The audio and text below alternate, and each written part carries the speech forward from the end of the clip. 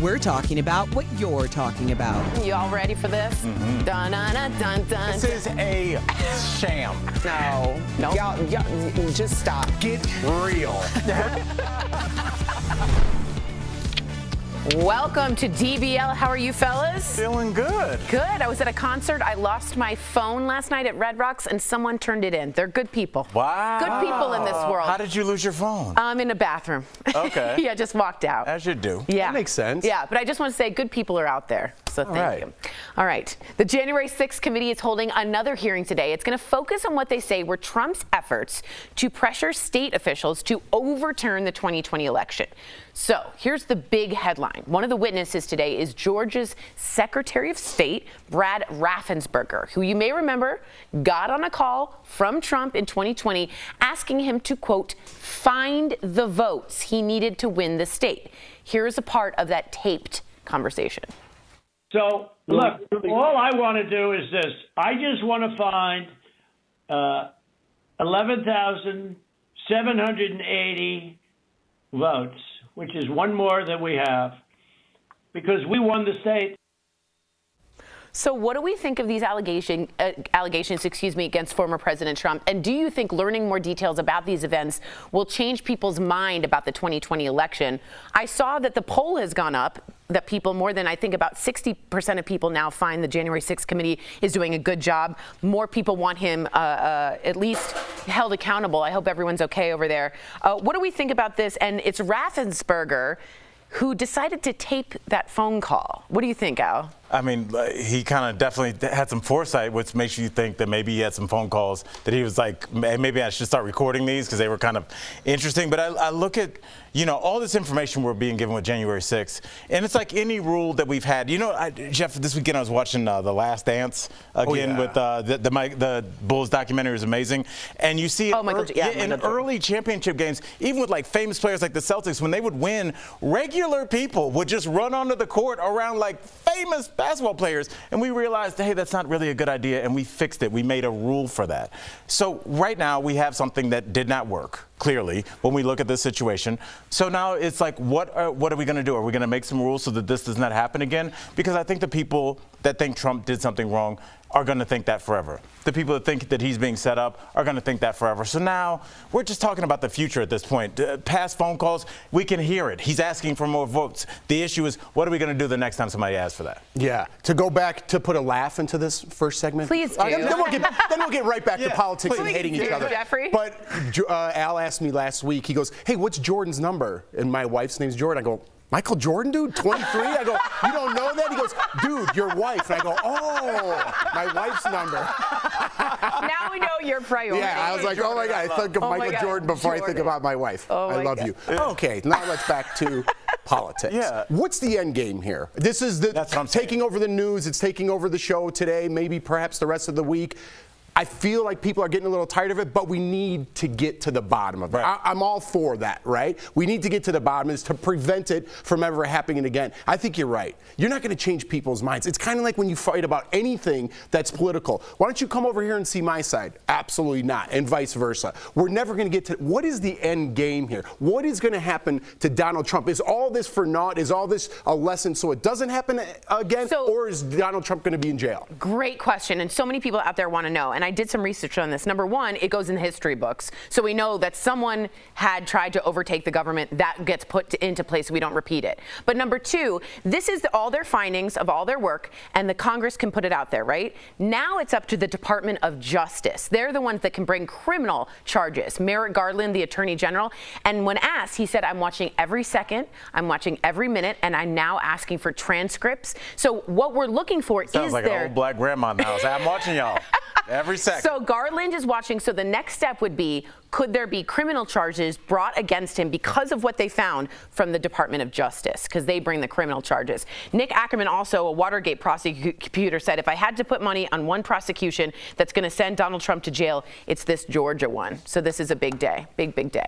Speaking of the January 6th committee, one of the Republican members of the committee, Representative Adam Kinzinger, who I have fallen a little bit in love with, was on ABC this week. He revealed a threatening letter that was sent to his wife at their home. This comes after he said that Trump should be criminally prosecuted, like we just spoke about. Take a look. This threat that came in, it was mailed to my house. We got it a couple days ago, and it threatens to execute me as well as my wife and 5-month-old child. I've never seen or had anything like that. It was sent from the local area. There is violence in the future, I'm going to tell you. And until we get a grip on telling people the truth, we can't expect any differently. Representative Kinzinger also posted the letter online. It says, quote, "That pimp you married not only broke his oath, he sold his soul. Although it will take time, he will be executed. You and Christian will be joining Adam in hell." Is violence taking over politics? No, I don't think. Well, I think people are upset about it. I think this is a rare example of how crazy people are, right? We talk about shootings. People are out of their minds, right? And we have to address that at some point. But I don't think this is the the majority of people by any means. I am 1,000% against that. If you could find out who sent that, I'm all for prosecuting Secret that Service, person I'm sure as well. will, right. Yes, and it's the same thing like going to the judges' houses right now. Right. Kavanaugh, yeah. Yeah, or whoever. They're at two people's houses. Did you guys talk about that or no? Yes. Last week? It's just, you don't do that. I don't care what your objective is. You don't mess with somebody's family, right? This is that guy's job. He got into politics. We're on TV. My wife has nothing to do with it. My kids have nothing to do with it. You don't threaten somebody in their family. You don't go to somebody's house and threaten them. I'm totally against all of that. Right. Now, Al, I agree with him that it's maybe an aberration or it's the minority, but January 6th happened and they breached the Capitol. So I am seeing an increase in violence, and it scares me. And they should be prosecuted as well. Exactly, and some of them are. What do you think? I think the bigger issue that we don't even talk about anymore is like they tried to kidnap the governor. Like there was a plot in Michigan to kidnap the guy. That's something that like a Steven Seagal movie would have been based on in the 90s, and it like really happened. So these are viable threats. And like I said, let's take politics out of this. I had a buddy, friend of mine. I'm not going to say their gender, but they're famous, and they had somebody that did not like their art, and this person sent a picture of their mother's home in which it was clearly taken by them, and just letting them know, I know where people you love live. And I mean, yes, this is an issue for politicians, but I would say this is an issue for anybody that has any kind of decision-making ability, because it's all just a threat until it's not. Right. You know, And that's you're right. a scary thing. It could be you on Big Brother, me as a comic with some joke I told 4 years ago that I forgot about, Tori with a random statement that she's not even thinking about, Right. and it just internalizes in some people. And the problem is, and this goes back to last week, anybody's got a problem, can they get a gun that day? And that's the scary thing. Yeah, and listen, what happened where we could just share an opinion? Whether it be a bad take or a good take or something you agree with or don't agree with. What happened to that? Only thing that gets coverage now is extremists. Extremists on the left, extremists on the right. Extremists. And people saying, Fundamentalism. I'm going to go to your house and kill you and this type of thing. Or the media's, let's focus on gun control because people are getting shot. And we need to. But I think it's this country revving up with social media that you can't even have an opinion. Do you think trans people should be in the Olympics? How dare you? I'm going to come to your house and kill you because you don't agree with my opinion? I mean, where did the disconnect happen in the last couple of years? It's a way to shut down conversation. Yes. Correct. To make sure that you can't speak on it. Because if you do just say, hey, whatever our politics are, I hope that, it's not everybody's going to be happy, but I hope, man, let's try and get these streets fixed. Let's just try and do something about like our bridges. Right. And by the way, the trans thing was an example before you start sending me letters. Yeah. That was an example. I'm saying that doesn't register when you say, I just want everything to be cool. The internet does not support comments like that. No. It only supports extreme comments. So all the extremists rise to the top, and all the normal people are just like, hey. And you know what's sad? I was with my kids this weekend. That's going to get 4 likes. Yeah, no, what's really sad is we need those Kinzingers. We need the moderates. We need the compromising ones because they bring people together. If we're out going to say I'm going to threaten to shoot them, we'll lose them altogether. He's not running again. There's a reason. I don't blame him. I don't blame him either. But like you said, to bring it full circle, Tori, you started with they're good people because you got your phone back. We're good people. I'm telling you, we live in America. 80% of us, 90% of us are good people. It's the extremists that get all the attention, and that's what we're focused on. We need to get away from that. It's true. Bad apples can make bad orchards. We got to be careful. Coming up on DBL. The bad orchard would make the bad apple. No, the bad apple makes the orchard. The orchard is where the apples come. I'll have an apple orchard later. comes first. World Swimming bans transgender athletes from women's events. Do you agree with this decision? And Dr. Yoon is back. He's sharing the best advice for keeping your skin healthy this summer. I need it. Closed captioning provided by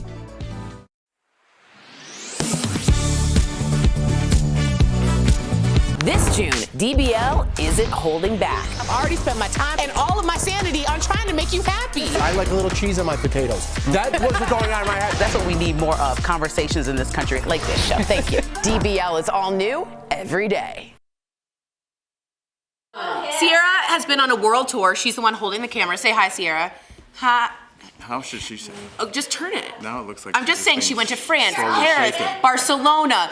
Where else did you go? Italy. Oh, she went everywhere. Now she's got this Euro style.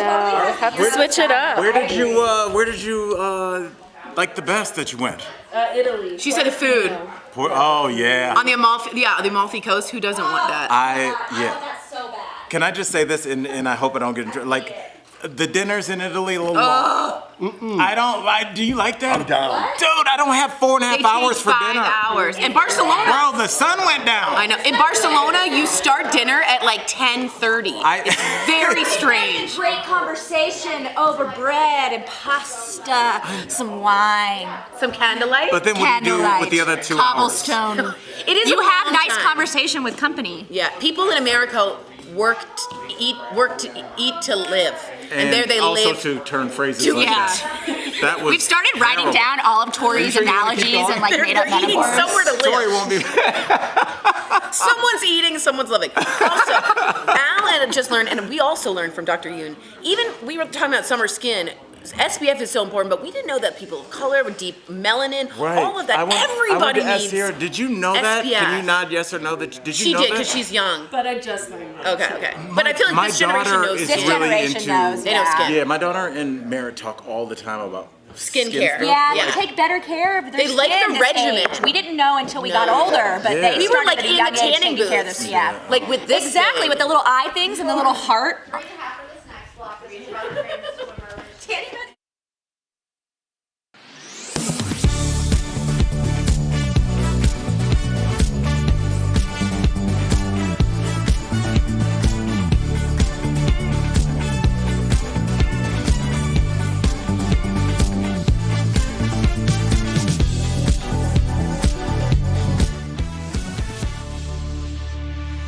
Welcome back. There are some new rules about transgender athletes competing in the pool. Swimming's governing body, FINA, has voted in favor of a new policy that will eventually create a separate open category for trans athletes. But they will allow some trans women to compete in the women's category if they can, quote, establish to FINA's comfortable satisfaction that they have not experienced any part of male puberty beyond the second stage or before the age of 12. This effectively means that swimmers like Leah Thomas would not be able to compete in the women's category. So, DBL Nation, what do you think of these new rules? Should trans women be able to compete in women's sports, yes or no? You know what to do. Go to dblvote.com to weigh in. I've been open about this and knowing that I need more education, but it never felt right to me. I don't know if that's wrong to say, but I want to be open that the body is just built differently for men, especially the shoulders, the lungs, the everything. To me, it just never felt right. So I'm happy with this decision. What do you guys think? I was on vacation this weekend that nobody knows, and I'm on the morning meeting. I'm like, yeah, ready to get back to work. January 6th, trans in the Olympics. I'm like, welcome back. All right, good to be back. Good to be back. I'm happy with this decision as well. Obviously, there's something going on, right? And it's, again, an opinion. I'm not disparaging towards anyone transgender. I'm happy for you. I'm happy you're living your truth. I really am. And it being Pride Month and all that, we should support people wanting to be living their Amen. truth. That has nothing to do with people competing as trans athletes. And, you know, and again, you're going to get things either way. It's just an opinion. And I don't think they should be competing with women. Like they said, we're learning more now about the body, right? And if you go through puberty, you have definitely an advantage, right? No matter what you do with whatever they're trying to do to equalize it, when someone's in the pool winning by 2 lengths, it's a problem. And it's not going both ways. It's not going male to female and female to male. It's only going one way. It's only going male to female. So obviously there's an issue. And I'm not saying they shouldn't compete or we should ostracize them. We just need to find a way for everybody to compete fairly. That's all. And I love it, and I think that that's what we're doing. And that's why instead of calling it new rules, I think we should call it like a pilot program.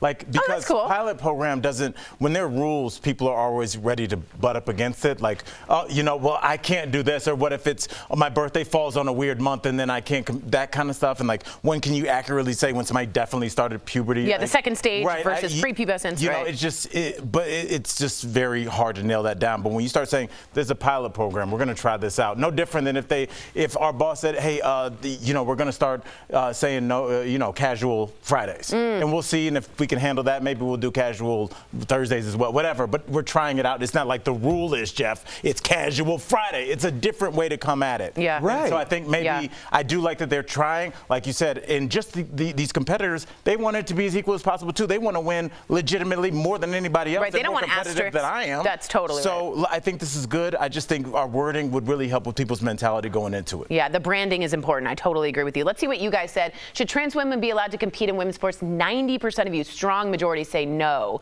10% of you say yes. Please write us in on YouTube and the app. We want to know what your thoughts are. Coming up on DBL, we talk with our favorite holistic plastic surgeon about the do's and don'ts of getting that summer glow. And tanning booths are a no, turns out.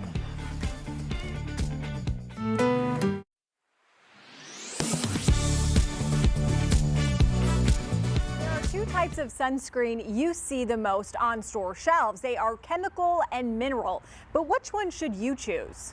So the question, is there a big difference in protection between chemical sunscreen and mineral sunscreen? Let's verify.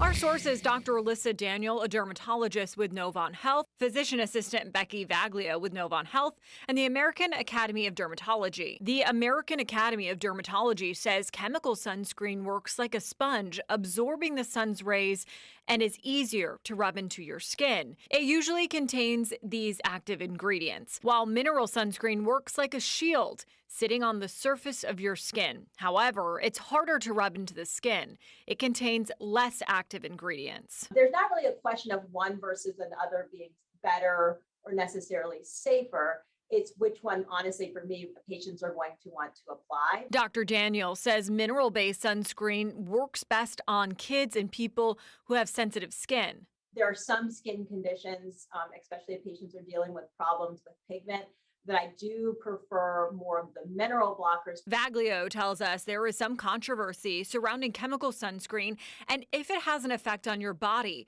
but that has yet to be proven. Chemical sunscreens have been found in the bloodstream. However, there has been no link to that causing any health-related changes yet. They're still having to do further research on that and what that actually means. So we can verify that no, there is not a big difference in protection between chemical sunscreen and mineral sunscreen. With your Verify, I'm Megan Bragg.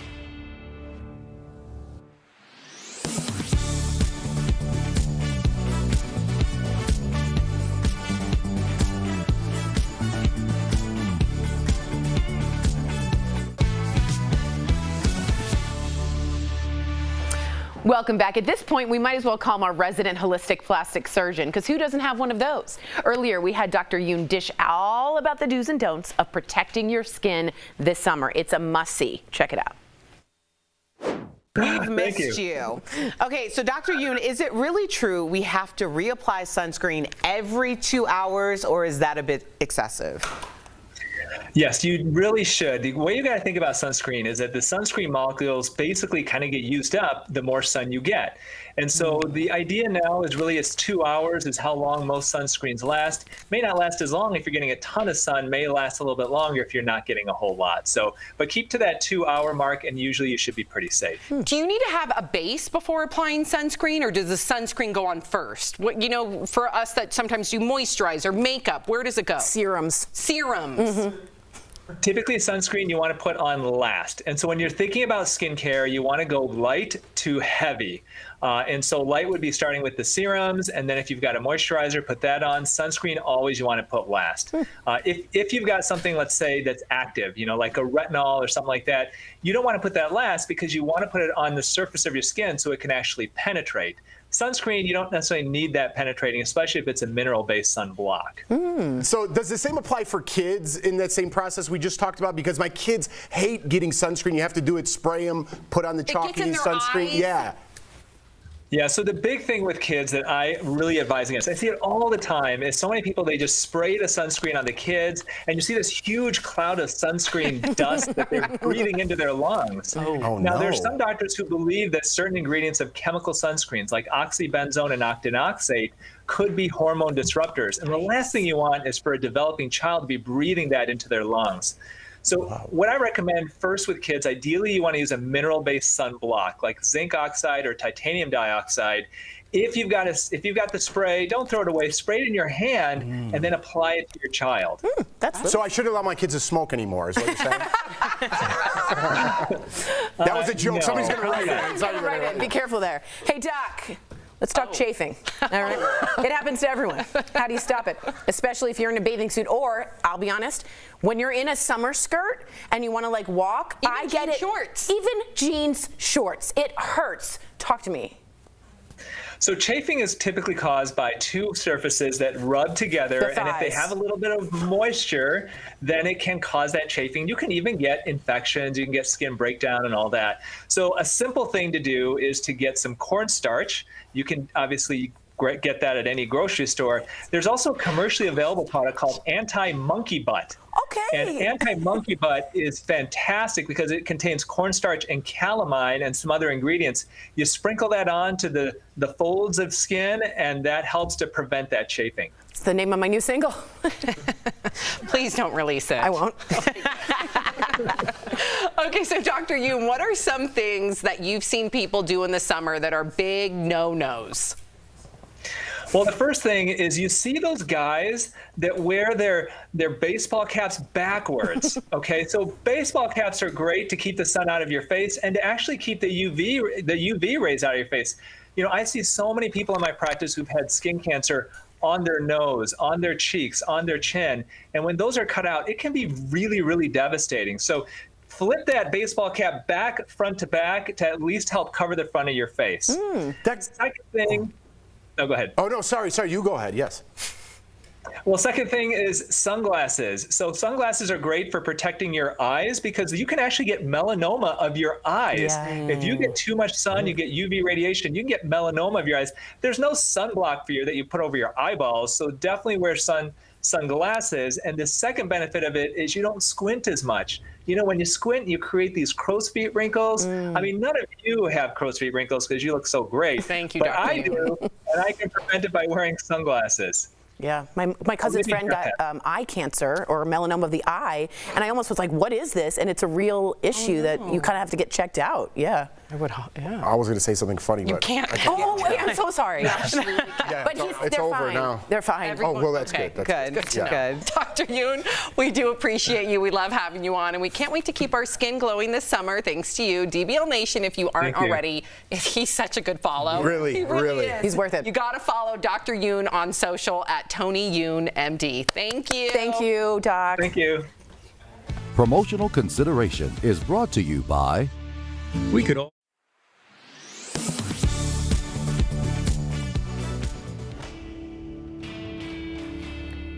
The average price per gallon of gas still hovers near $5 nationwide. It's a cost unsustainable for the average American's average travels. So what if a super simple hack could shop the burden at the pump? Viewer Janice Sumner shared some ways to save per, quote, the experts. The top tip is to fill your tank late in the evening in the coolest part of the day. So is it true filling up in the coolest part of day saves significant money on gas? Our sources are Consumer Reports and Gas Buddy head petroleum analyst Patrick DeHaan. It's basic physics. When gas heats up, it expands. So because gas is denser when it's cooler, theoretically, you'll get more energy per gallon if you fill up in the coolest part of the day. That's accurate, but DeHaan explained the change is minuscule. Gasoline is more dense when it's colder, but a lot of stations temperature correct on both sides, meaning when the air temperature is above or below a certain threshold, their pumps are calibrated to take into consideration the temperature differentials. And by the way, we're talking about, you know, basically the equivalent of very small, you know, drips. This isn't going to be a noticeable thing. The same is true for morning fill-ups. Consumer Reports tested the theory, pumping in the cool early morning and warm afternoon. At both fill-ups, the first few gallons were notably warmer than the latter ones because the gas had sat in the pump dispenser. But the temperature-controlled gas in the underground tank quickly compensated for those initial gallons. Consumer Reports also concluded a 15-degree difference in air temperature between fill-ups caused only a 1% difference in gas volume. These pumps are always calibrated by departments of agriculture and weights and measures. So you're not, I mean, this is not the way to save more than 10 cents. You know, this is just small peanuts. We can verify no. Filling up in the coolest part of the day, morning or evening, won't save you much money on gas. It's likely not worth chasing costs to fill up at certain times, especially if you are making an extra trip to the gas station. And there's no consistent time of day when the stations reset their prices. So your best bet to save money at the gas station is to use fuel rewards points, and also inquire if your station offers a cash discount or if it's better to use a credit card that offers fuel savings. With your Verify, I'm Megan Malaris. Researchers are seeing a drop in substance abuse among young people. But what's behind the decline? Let's connect the dots. During COVID lockdowns, addiction specialists noticed a disturbing trend: more adults turning to drugs and alcohol. So researchers at West Virginia University wanted to see if young people were experiencing the same spike. What they found was people under the age of 24 showed a drop in substance abuse during the pandemic. That includes everything from vaping, alcohol, and other drugs. Researchers think since kids and teens were home more often thanks to virtual schooling and social distancing, they were spending more time with families than their friends. While the isolation wasn't great for mental health, researchers say kids were less exposed to peers that could potentially introduce them to dangerous substances. And that's connecting the dots.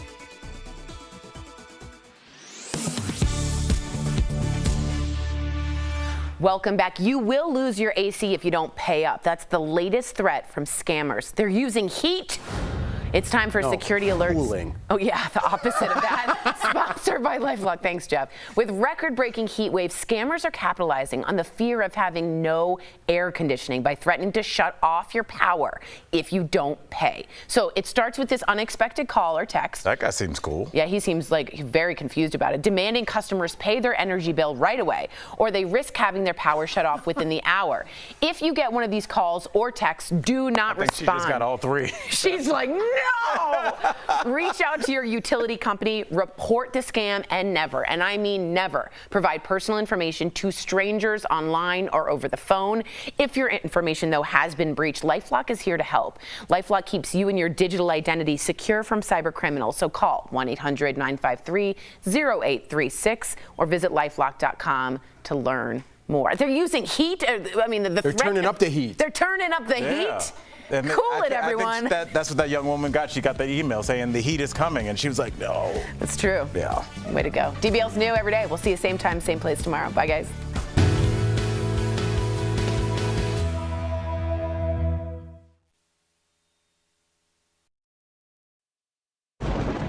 Where hope finds help.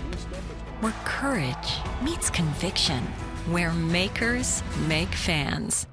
We are Tegna, a family of local and national media brands that bring us together, serving the greater good of our communities. Where national know-how backs local business. Be in good company with Tegna. This June, DBL is holding nothing back. I've already spent my time, my resources, and all of my sanity on trying to make you happy. Whew, all right. No, we're holding you as accountable adults. It needs to be changed. We're in a fight already. I'm all in with an E now. You are? Absolutely not. No. First girlfriend in Hollywood. Wow. Yes, baby. I'm looking at a cutie, okay? I love what you're doing. I just want to thank you. Honestly, that's why we watch. Right, yep. DBL is all new every day.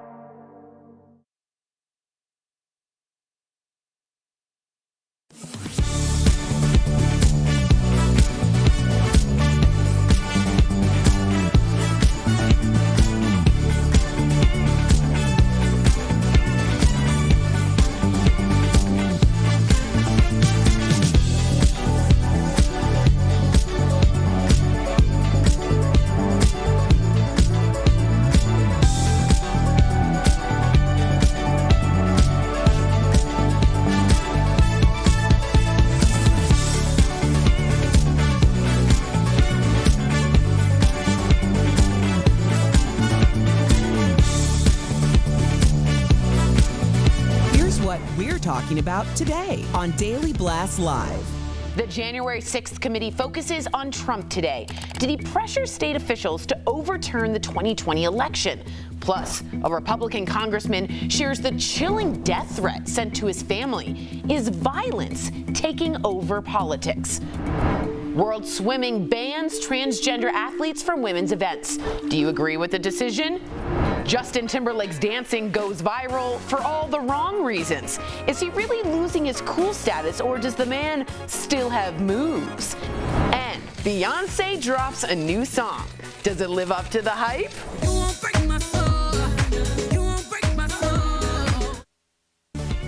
Oh my gosh. Are you insane? This is a sham. No. Nope. Y'all, just stop. Finally here. Drum roll. Ooh, welcome to DBL. Miss Tori over there has a strong opinion on the new Beyonce song. Okay, We're going to get to it. But that's what just happened before the cameras were rolling. Fair. So you better stick to that. I Tori. will. And don't check your mentions. Exactly. Beehive, get those fingers ready. Okay, All right. warm All up right, them. we'll get to it. But more importantly, the January 6th committee is holding another hearing today. It will focus on what they say were Trump's efforts to pressure state officials to overturn the 2020 election. Now, one of the witnesses today is Georgia's Secretary of State, Brad Raffensperger, who you may remember got a call from Trump in 2020 asking him to, quote, find the votes he needed to win the state. Here's just part of that conversation. So, look, all I want to do is this. I just want to find 11,780 votes, which is one more than we have, because we won the state. So what do you think of these allegations against former President Trump? And do you think learning more details about these events will change people's minds about the 2020 election? I'm throwing this question out to our viewers because we always want to hear from you. Tori, what do you feel? We are seeing that movement is happening in the people who are sort of in between. It's gone from like 40 to about 53% that think Trump did conspire to create this riot. 60% of people are now saying the January 6th committee is doing a good job. That's a bump up. So they are doing the right thing. What's interesting to me is when he says find the votes. You don't find votes in a democracy. You don't tape a president. So Brad Raffensperger, who was the Georgia Secretary of State, he decided to tape and audio check that phone call. Why? Because he knows that the president might say something illegal. You don't tape random phone calls. All that they're doing is taking nice and slow, easy going. The idea to hire that ABC producer, excellent. It feels like we're watching a very understandable, digestible explanation of a conspiracy. I'm getting more and more convinced. Having him there in person is getting me more and more convinced. It feels like, how do you ignore the fact that he conspired to do this? Find the votes. I had a question that I was just thinking while you were talking. When did he ask for the votes? And I'm just taking the other side. I'm not trying to prove a point. Right. But was this phone call taped after the votes were in? Or was this leading up to the election saying, hey, there's a week left to votes, we need to find 1,200? Votes were in, and in order for him to get the majority, he would have needed those 12,000 or 11,000. So the votes are already in. Correct. So and that's saying, why it's... find me the votes is a way of saying, that's a get me the votes in a way that's illegal. He wasn't saying, I think they're on the floor somewhere. That's it. That's like it. He was saying. Well, I think the timeline's important because I don't know why. I didn't think about that. You asked that question. I was like, wait a second. Yeah, so I'm glad you clarified that. You know, there's two different things that I'm wrestling with in my head to unpack. One is that it's like, what are we going to do as a group of people in terms of moving forward? There is no group of people. Let's be real. There's two sides, no matter what. There's two sides, but it's one country. We're all here together. So I wish it was that way. It would be nice. But moving forward, are we going to punish these people by putting them in jail? Is there going to be punitive damages? Are we going to make an example out of these people, like this is what happens? Because in other countries, the fact that these people might go to jail would be best case scenario. Let's be honest. So if we do nothing, we're also making a big statement that that's okay moving forward. So we are going to risk ostracizing a lot of people if we do put people in jail. But if we don't, Sammy, where's that going to put us? Then if you don't do anything. There needs to be a precedent. I don't care if it's a Democrat or Republican. I really don't. I know people don't believe me when I say that. I want people to be held accountable. I'm sick of our politicians across the board not being held held accountable. They serve a different type of rule than we all do, and that to me is a huge injustice. You're exactly right. They work for us, but they don't. They work for themselves. But I really want to get this in because I think it's highly important also. Speaking of the January 6th committee, one of the Republican members of the committee, Representative Adam Kinzinger, was on ABC this week, and he revealed a threatening letter that was sent to his wife at their home. This goes to what we were just talking about, right? Like these two dire sides. So this comes after he said that Trump should be criminally prosecuted. Take a look at what he had to say. This threat that came in, it was mailed to my house. We got it a couple days ago, and it threatens to execute me as well as my wife and 5-month-old child. I've never seen or had anything like that. It was sent from the local area. There is violence in the future, I'm going to tell you. And until we get a grip on telling people the truth, we can't expect any differently. So, Tori, Representative Kinzinger also posted the letter online, and it says, quote, "That pimp you married not only broke his oath, he sold his soul. Although it will take time, he will be executed. You and Christian will be joining Adam in hell, too." Tori, is violence taking over politics? Yeah. And I think I'm going to just straight up say the former guy who I called Trump really allowed violence to become a currency. It was helpful to him to have a riot, to have a mob. January 6th, to me, came from that incitement. And ever since that, the doors are open for bad behavior on planes, bad behavior for customer service, bad behavior on that. That's fascism. We don't execute people for votes. We don't do that. Kinzinger is a model of a compromise. He's a moderate, right? He's not going to run next year because I'm not saying why. He hasn't said why. So then you can say that it worked. And this is what happens, Tori, when you allow things to happen as a society. We're talking about January 6th, but like let's not be prisoners of the moment here. When we start talking about Charlottesville, right?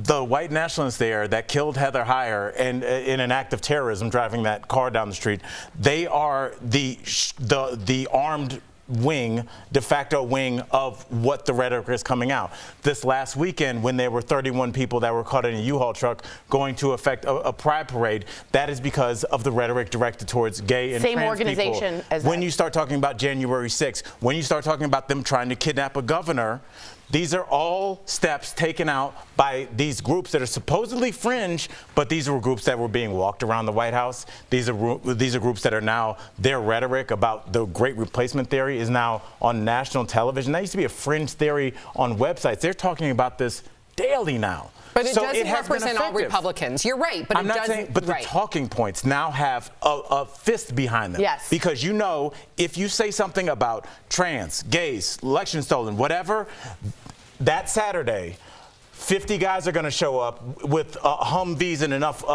weapons to take over a small village. See, I don't want to believe that. You have a point, and I want to be right about this just for myself, I don't want to believe my either, children, yeah. right? And I think these are very fringe, very extreme, and we know about all of them now because of the internet. So every single time someone sends a letter like this, the whole country, 330 million people know about it because of the internet, right? In the past, we didn't know about it, right? No one's going to put that in the paper. I want to believe that the country's good, right? I want to say 80% of the country, Democrats or Republicans, are good. It's these fringe people on the outside. That's all that gets coverage. The media, social media. That's the only thing that gets covered. It's effective. Like Kinzinger is leaving. I don't know why. But we have to be able to speak our voice, right? Whether it's a good take on something, Tori, or a bad take. Someone out there is going to agree with me or they're going to agree with you. It doesn't mean I should get a letter sent to my family. My family has nothing to do with what I do with my kids. You shouldn't be attacking Supreme Court justices. Those people should be put in jail.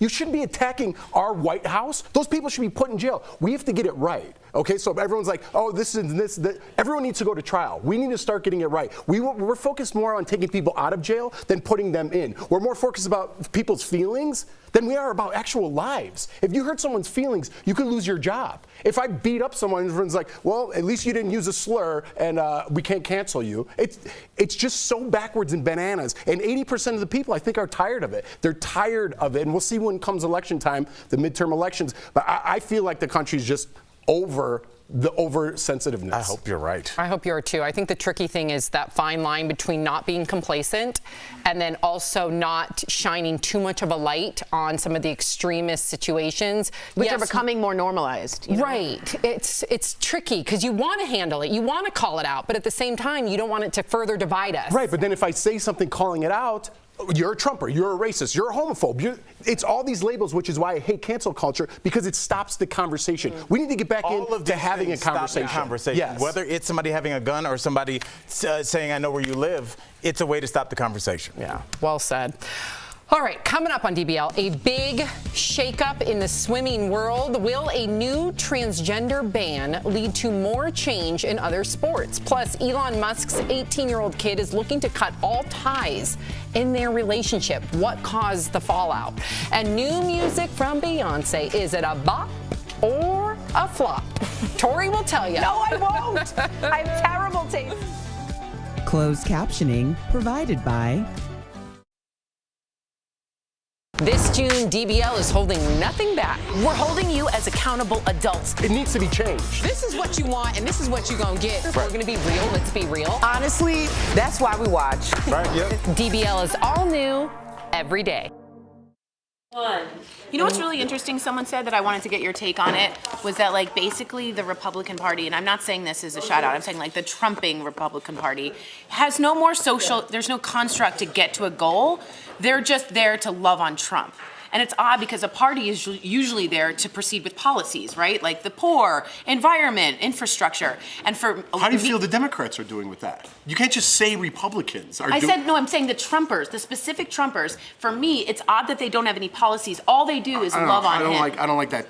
I don't know. Yeah, okay, you're making your point. I just don't, I hate just categorizing people with labels. Like these Trump, I'm not a Trumper, but by speaking up on that side, you're labeled a Trumper. And we're not gonna get anywhere if you just point fingers and say, you're a far left nut job and I'm a Trumper. You know, we're not gonna find any medium ground. I'm trying to equate that Trumpism with the extreme fundamentalism that you're talking about. Because they don't what's the percentage of people charging the Capitol? Those people, the extremists, what is the percentage we're talking to? Why aren't we talking to the 80% instead of the 10% on this side? Even and if the it's 10% 1%, they breached the Capitol. It worked. They got in. They raised enough people to riot and get in. That's enough. Okay, and we're taking the proper steps to fix that, right? Well, so it doesn't happen again. Not if the whole country's like, I'm tired of these That's what I'm saying. The whole country doesn't feel like that. I feel like the whole country feels like me, like, let's get to the bottom of this and move on. If this is gonna be a precedent for moving forward, well then let's go back in history a little bit. And I hate when people say, we're not talking about past, we're talking about Trump right now. I get it, period, my conversation's over about Trump right now. Let's go back and fix some other things that I have some questions about throughout history. Would you feel comfortable if the DOJ, the Department of Justice, arrests Trump for this? Yes. Okay. If he did something, and now there's some other people I have questions about that might have been former presidents. What does he mean?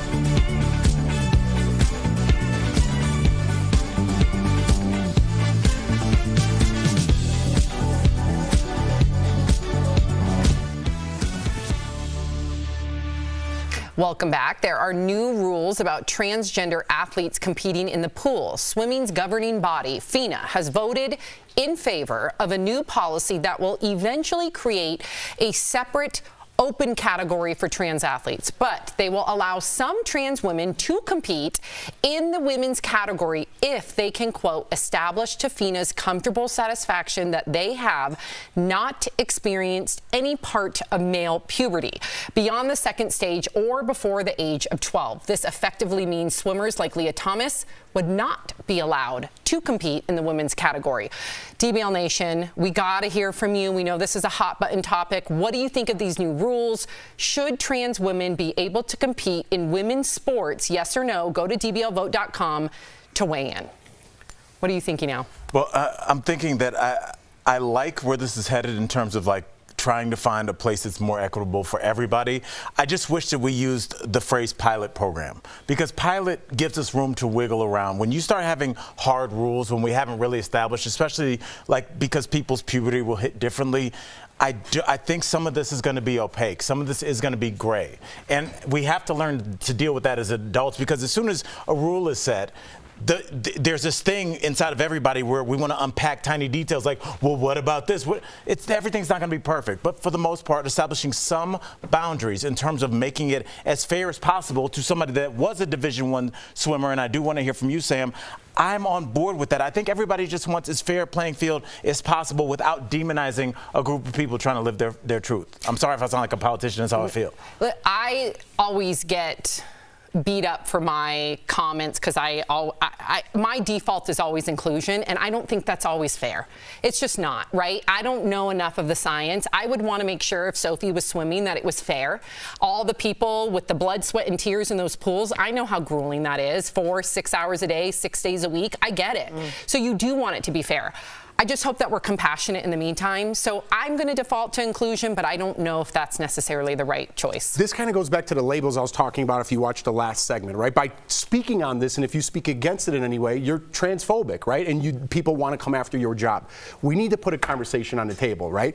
This woman specifically won by 2 pool lengths, okay? Something's wrong there, right? When Sammy Sosa, is that an extreme amount, I'm assuming? Well, it was a 500, I believe, which it's not as close as a 50-yard free or 50-meter free, and it wasn't the top swimmers in the world. But yes, to your point, there seems to be a disadvantage there. And yes. When Sammy Sosa and Mark McGwire were hitting baseballs to the moon, right, there was a disadvantage there from whatever they were taking. Yes. Puberty is an advantage for trans women. I want to find inclusion for them. It's Pride Month. We should stick up for them. I want everyone to find their truth. And that sounds very politician-y, but it's the truth. I'd rather have someone honest and tell me who they are than be a phony baloney the whole time. Absolutely. I just said phony baloney. But no, I really, I don't think it's fair. I will text you that tonight at about 10:30. Because I don't think it's fair, because we're only talking about men transitioning to women. There's not a problem on the other side. And I'm not saying there's no room for trans athletes, but like Al said, we're just at the beginning stage. We need to find an answer. And just because you're not for it doesn't mean you're against the whole movement. Right. I think, listen, we can handle it with compassion, right? Easier said than done. I know. All right, final vote. I feel a shift, though. I think I do, things too. are different. Yeah, That's good. I don't think people are just like pounding the table now. I think people are like, let's figure this out. 14% say yes, should trans women be allowed to compete in women's sports. 86% of our viewers say no. Coming up on DBL, Elon Musk's 18-year-old kid is looking to end their relationship. We'll explain why next.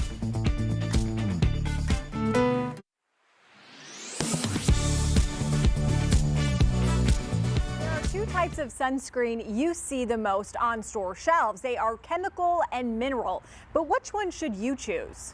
So the question, is there a big difference in protection between chemical sunscreen and mineral sunscreen? Let's verify.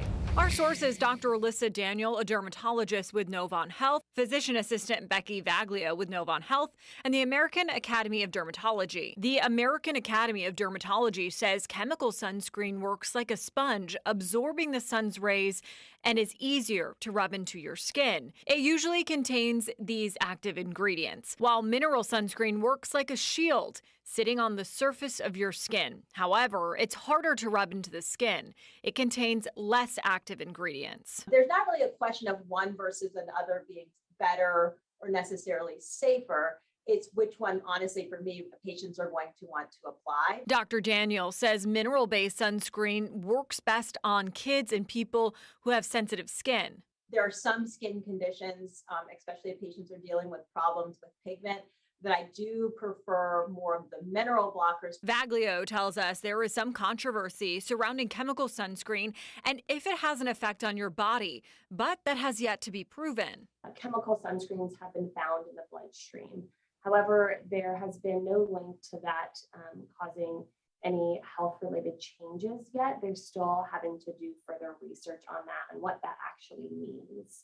So we can verify that no, there is not a big difference in protection between chemical sunscreen and mineral sunscreen. With your Verify, I'm Megan Bragg.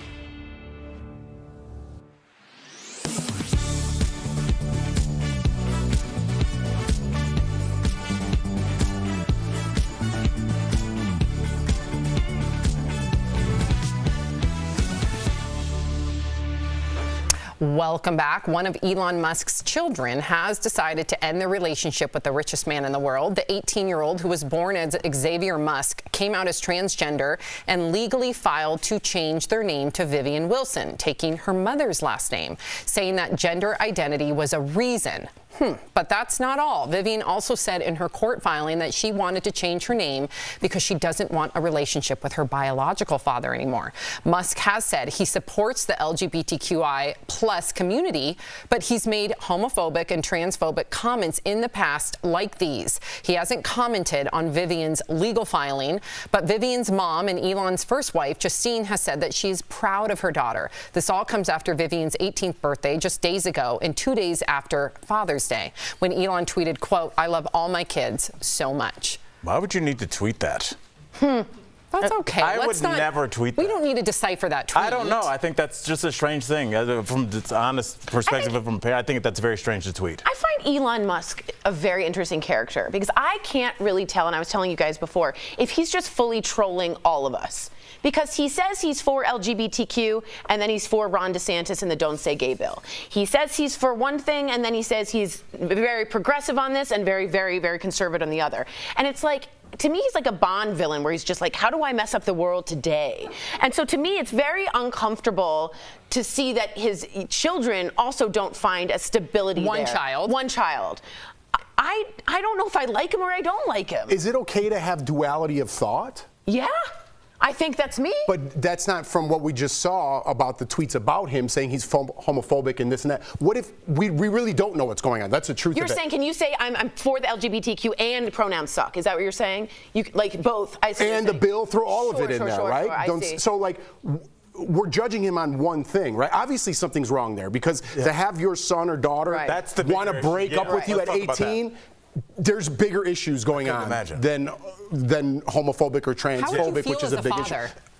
I don't know what I would do. Maybe a tweet, I love all my kids. I wouldn't know what to do. Maybe that's kind of like a knee-jerk reaction. But the thing is, Jeff, you wouldn't tweet that, Jeff. You would go say it to your kid. Yes, absolutely. And that's the difference. I think that he lives online. I see your point. I think that he lives for the fame, and he doesn't have to. A lot of people have to be online for their job. A lot of people have to be online to feel relevant. He doesn't need to do any of this. He's bringing the world into his life, into his the names of his children, and these are very personal things. Even tweeting out, "I love all my kids," is a very personal thing, and the fact that he seems to be doing all this kind of stuff that seems like it's letting the world know how he feels.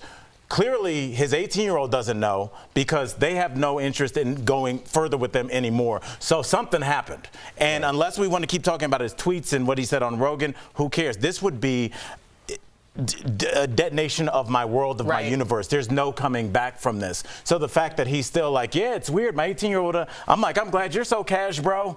I don't know if I could do that. We have not heard comments from him yet. Perhaps he is devastated. But to your point, I would feel like the biggest failure if Sophie or Miles emancipated themselves from me at 18. Like as soon as they turned 18, peace, bye. Their first adult decision. Right. Their first decision. Is it possible to be Elon Musk and have that normal family life? He comes with a lot of baggage. I mean, I'm just spitballing. Right. I was here, like, he does come with a lot of baggage. And I also think, what if he were, some people say, a bit on the spectrum? I love my kids so much might seem a little cold to you, but maybe that's how he's responding through technology. Interesting. Maybe. Wow. I mean, he's never, has he said he's on the spectrum? We're just giving There's him thoughts and questions about it. Dude, he's building a spaceship to Jupiter. Dude.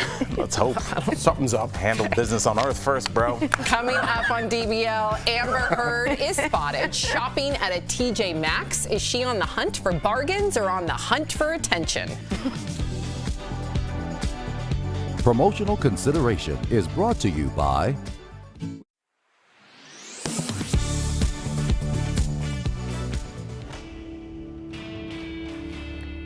The average price per gallon of gas still hovers near $5 nationwide. It's a cost unsustainable for the average American's average travels. So what if a super simple hack could shop the burden at the pump? Viewer Janice Sumner shared some ways to save per, quote, the experts. The top tip is to fill your tank late in the evening in the coolest part of the day. So is it true filling up in the coolest part of day saves significant money on gas? Our sources are Consumer Reports and Gas Buddy head petroleum analyst Patrick DeHaan. It's basic physics. When gas heats up, it expands. So because gas is denser when it's cooler, theoretically, you'll get more energy per gallon if you fill up in the coolest part of the day. That's accurate, but DeHaan explained the change is minuscule. Gasoline is more dense when it's colder, but a lot of stations temperature correct on both sides, meaning when the air temperature is above or below a certain threshold, their pumps are calibrated to take into consideration the temperature differentials. And by the way, we're talking about, basically the equivalent of very small, drips. This isn't going to be a noticeable thing. The same is true for morning fill-ups. Consumer Reports tested the theory, pumping in the cool early morning and warm afternoon. At both fill-ups, the first few gallons were notably warmer than the latter ones because the gas had sat in the pump dispenser. But the temperature-controlled gas in the underground tank quickly compensated for those initial gallons. Consumer Reports also concluded a 15-degree difference in air temperature between fill-ups caused only a 1% difference in gas volume. These pumps are always calibrated by departments of agriculture and weights and measures. So you're not, this is not the way to save more than 10 cents. This is just small peanuts. We can verify no, filling up in the coolest part of the day, morning or evening, won't save you much money on gas. It's likely not worth chasing costs to fill up at certain times, especially if you are making an extra trip to the gas station.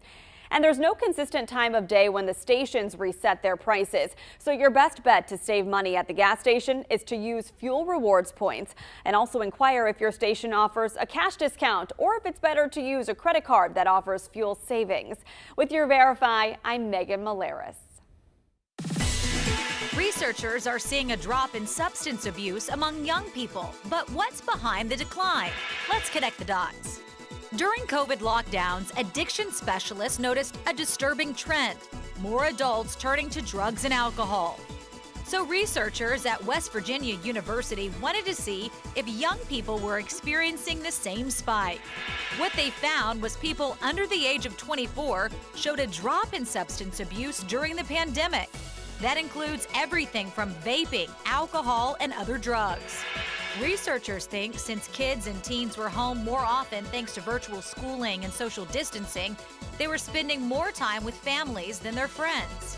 While the isolation wasn't great for mental health, researchers say kids were less exposed to peers that could potentially introduce them to dangerous substances.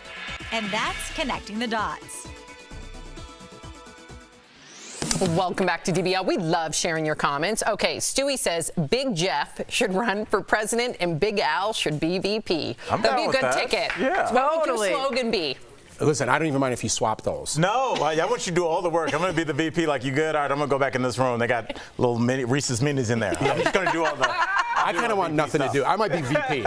No one's president. Just as long as Tori and I can hang out in the Oval Office. Absolutely. Amen. All right. If you're leaving us, you can watch the second half of the show online. Watch on YouTube, dailyblastlive.com, or our app. But if you get the second half of the show where you are, here is what's ahead. Why is the internet trolling Justin Timberlake? We'll show you his dance moves that a lot of people online are dissing. Plus, Beyonce fans, the wait is over. Her new song, worth all the hype?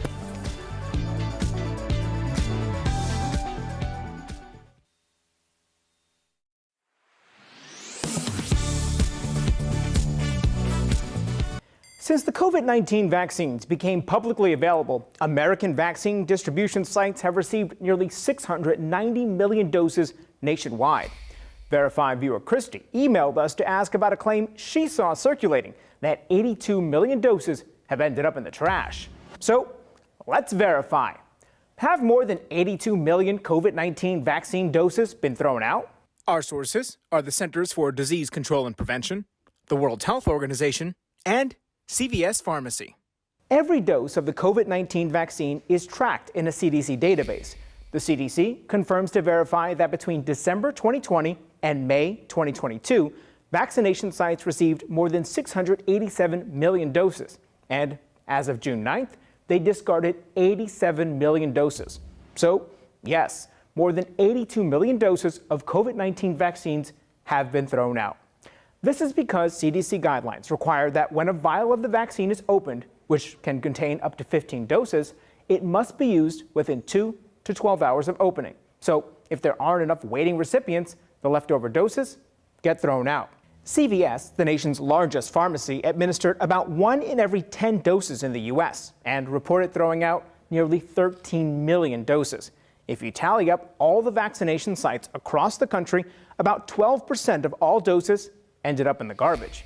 While that may seem high, the World Health Organization says it's actually in line with their projections for large-scale vaccination campaigns involving multi-dose vials. With your Verify, I'm Brandon Lewis.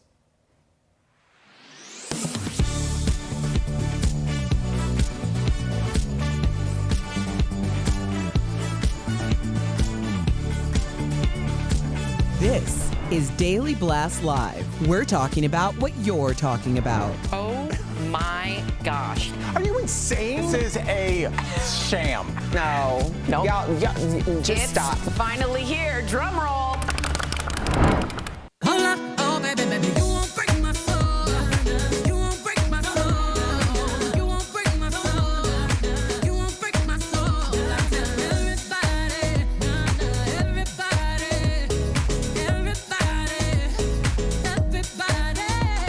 Welcome to DBL. We're all dancing to the new Beyonce. In fact, Dre, our makeup artist, was rocking out, and I look, and then Tori was copying his moves. Completely. I was like, But I have to tell you, Tori, I looked at him too, and I thought to copy his moves too because we know he's cool. oh, he's the coolest. Right. Okay.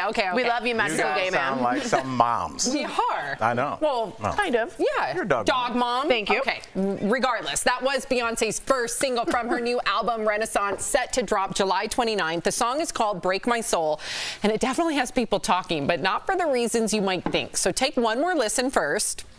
Now I just fell in love, and I just quit my job. I'm gonna find no dry. Damn, they work me so damn hard. Work by 9, then off past 5. And they work my nerves, that's why I cannot sleep at night. Okay, so after listening to those lyrics, people on social media joke that this new single could be responsible for people quitting their jobs. One fan wrote, "The Bayhive about to triple the unemployment rate. They won't break my soul. Release your job." Another wrote, "Very excited for the people who are going to cite Beyonce in the resignation letters." Okay, Tori, so first tell me what you thought about people using Beyonce to quit their jobs, and then what you thought of her song. Be honest. No, flip that. What did you? I don't love like house music. So, I know. You're allowed to have an opinion. I respect like it. really simple pop. Like I have such bad musical taste. Like really terrible. Like Taylor like Swift. what you like. I really like Bleachers. I love, yeah. And so to me, it feels very repetitive. But I think that's the part of that type of music. So it's not for me, but it's like prosciutto. It's for someone. What do you don't think like about prosciutto? that? Someone doesn't like prosciutto. Do you? I don't like prosciutto. Everybody. I don't like prosciutto, but I like that song. I'm gonna totally dance to it in my car. What do you think feeling about it. the lyrics? Because I Maybe thought that was tone the down the interesting dancing a little bit. At a stoplight, Sam's like, mom car dancing. I'm digging it. She's going somewhere. I thought the lyrics were fun, but I do think that if someone needs a little push, to take that leap, hoping that the net will appear, they might use Beyonce's song. What do you think? I think not only have people already started to do that, but they're saying that they're kind of teeing this up jokingly to like say Beyonce's going to make people quit their jobs, but I think this has been coming for the last 30, 40 years. It's the anthem. I think the people that are fans of Beyonce now watch their parents get worked to death and have very little to show for it. Wages are stagnant. You go to work. My car was stolen, so I've talked to a lot of people at like body shops and things like, and people are just like, everybody's super rude. And I think a lot of people at the airport, I talked to, and they're just like, everybody's very rude. And I think a lot of people are like, maybe instead of just being treated like a dog at work every day for 25 years, maybe I'll drive Uber a third of the time. I'll sell the cupcakes, out the house, and I'll do one other thing, and maybe make 3 side hustles your job. So every day when you go to work, somebody's not calling you a dummy, because that's what's happening at work. And I think people are tired of being abused. I see it every week at the airport. Jeff, you said it one time. You said you almost said something to somebody that was talking to an employee of somewhere, like server. A server. People talk crazy to people, and I understand people like, this is not worth the money. Right, and I think, listen, I see inspiration in it, right? Yeah. So, but also see the other side. We've all moved out to California, kind of needed something to push us and give that jump. I think that's what Beyonce's intention is in this song. But I also see the other side of people.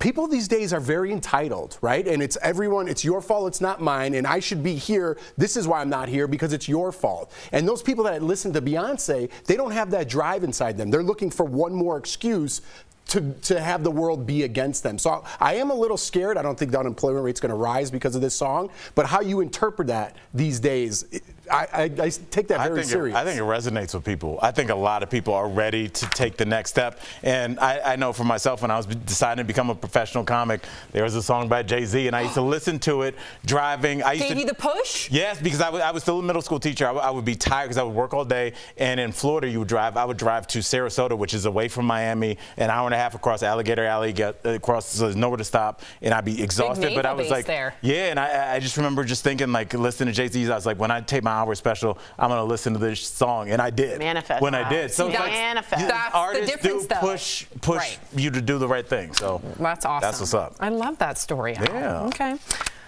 You had something up your sleeve. I didn't. Oh, okay. I thought we were gonna I thought you were gonna be like, let's go around the horn. Do you have any inspirational songs? No. Because I had one in my pocket. Oh, you did. I could tell in your face. No, I was because I liked Al's story. Quickly, I was what's your song? No, I'm not doing it. wanna know. I was inspired by your story, and it's Al's moment. At the end, we're going to hear Jeff's song at the end. We've actually done a segment on it. Oh, I don't remember. All right, so are Justin Timberlake's dance moves gone? Because he used to be a really good dancer. Well, the singer performed the Beat Ya Feet dance at a festival this weekend, and fans are questioning if he still has it. Take a look.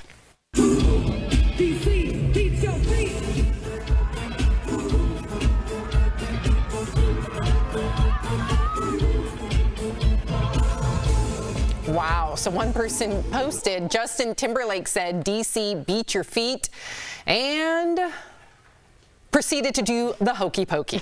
Another said, Justin Timberlake looks like a vice principal trying to have a dance off in the hallway with his students. That is so perfect. And let's remember, this is the standard we are used to seeing Justin when he dances. Tori, you're from DC. Did you want to see? I don't know if you're familiar with these moves, but this is the. Actually, I taught this for 5.5 years. Oh, then get your tushy. I'm just kidding. No. Get your tushy out there. Play it. Don't do Okay, here we go. Play Ready? Is this a red carpet song? What is that? Oh. Here we go. Here we go. Wait, hit your feet. Yeah, there you go. Wow. Watch your mic. Okay. Okay. All right. Oh. Good job, Tori. Good job, I guess Tori. we can't make fun of now Justin. we're going to compare it to the actual. This is the actual dance. The actual dance. That looks better. A little different. That's way cooler. So how did you feel? Do you think that Justin Timberlake lost his moves? Yeah, he better have. He's an older gent now. Yeah. It's time to hang it up. And this is what happens. Older people can't dance when they get older? No, he's not like those younger. Their bodies are younger and Get out different of here. and He's move not better. 800 years old. He's like 40 But that something. shows you how difficult it is. There is a small window in your life when you can run track, when you can dance, We're not when you can asking do for all track. these kinds of things. And it's between like 12 and 26. You're usually retired by then. I'd say like No 32. way. No, artists can still dance. Usher has his own thing in Vegas. Usher is He's dancing all over. Usher's an and I anomaly. guarantee So you, is Usher Justin Timberlake, though. Usher is not 1996 Usher either. But Let's he's be not real. this. But He's certainly he- not this. But this, I think he just learned. He was in DC. It's a DC dance. I think he learned it right before he went out there. He's like, I'm just going to give it a whirl. Look at his face, though. He's looking feeling down that. at himself like he a- yeah. shouldn't be feeling that because, listen, I'm not to talk. I'm a terrible dancer. But at least I lean into it. 40-year-old Sam compared to 22-year-old Sam could shake. See, but that's on his. We're just going. I can't That even was address weird. that. I liked it. We need to blame his management. They should have had a segment where he's like, "Hey, we're gonna bring some locals up, Blame and his you guys are gonna Try it with dance." you. Like, no, I think it's okay to be 40 and dance. You guys, Not he's a in those dancer. shoes. He shouldn't be not dancing anymore at 40. He's not disabled. But was it but not that? like that. Was it that bad that it's like Yeah. story worthy? Yeah. You know, it's kind No, of you mean. cannot put on a show. That was not in his kitchen. When you say I'm going to put on a show, you're inviting cameras. You're Okay. inviting scrutiny. All right. Okay. And those shoes. Okay. They look like Legos. So have you guys heard of sleep divorce? Well, it is a thing, and Carson Daly has been served. He recently spoke about his sleeping technique with his wife. Take a look. I was served my sleep divorce papers a few years ago, and it's the best thing that ever happened to us. We both admittedly slept better apart. Yeah. But now we've reconciled a little bit, so we're just sleep separated. So In the some nights same I'm in the bed. bed, some nights I'm on the couch or in the guest room. So Carson says he and his wife started sleeping in separate beds back in 2020 while his wife was pregnant with their 4th child. Ding, ding, ding, ding, ding. It's the kids. Yeah, because I don't have this. I don't know. Do you? Yeah. Mark and I 1,000% ups and downs with the kids. Sophie might have a nightmare. Miles might be more prone, especially when they're younger. Now Miles is 2, Sophie is 5. But there's definitely times where too many people in the bed. And Mark can't sleep, I can't sleep, so he'll go downstairs and sleep. It's not... You don't put your kids back in their room?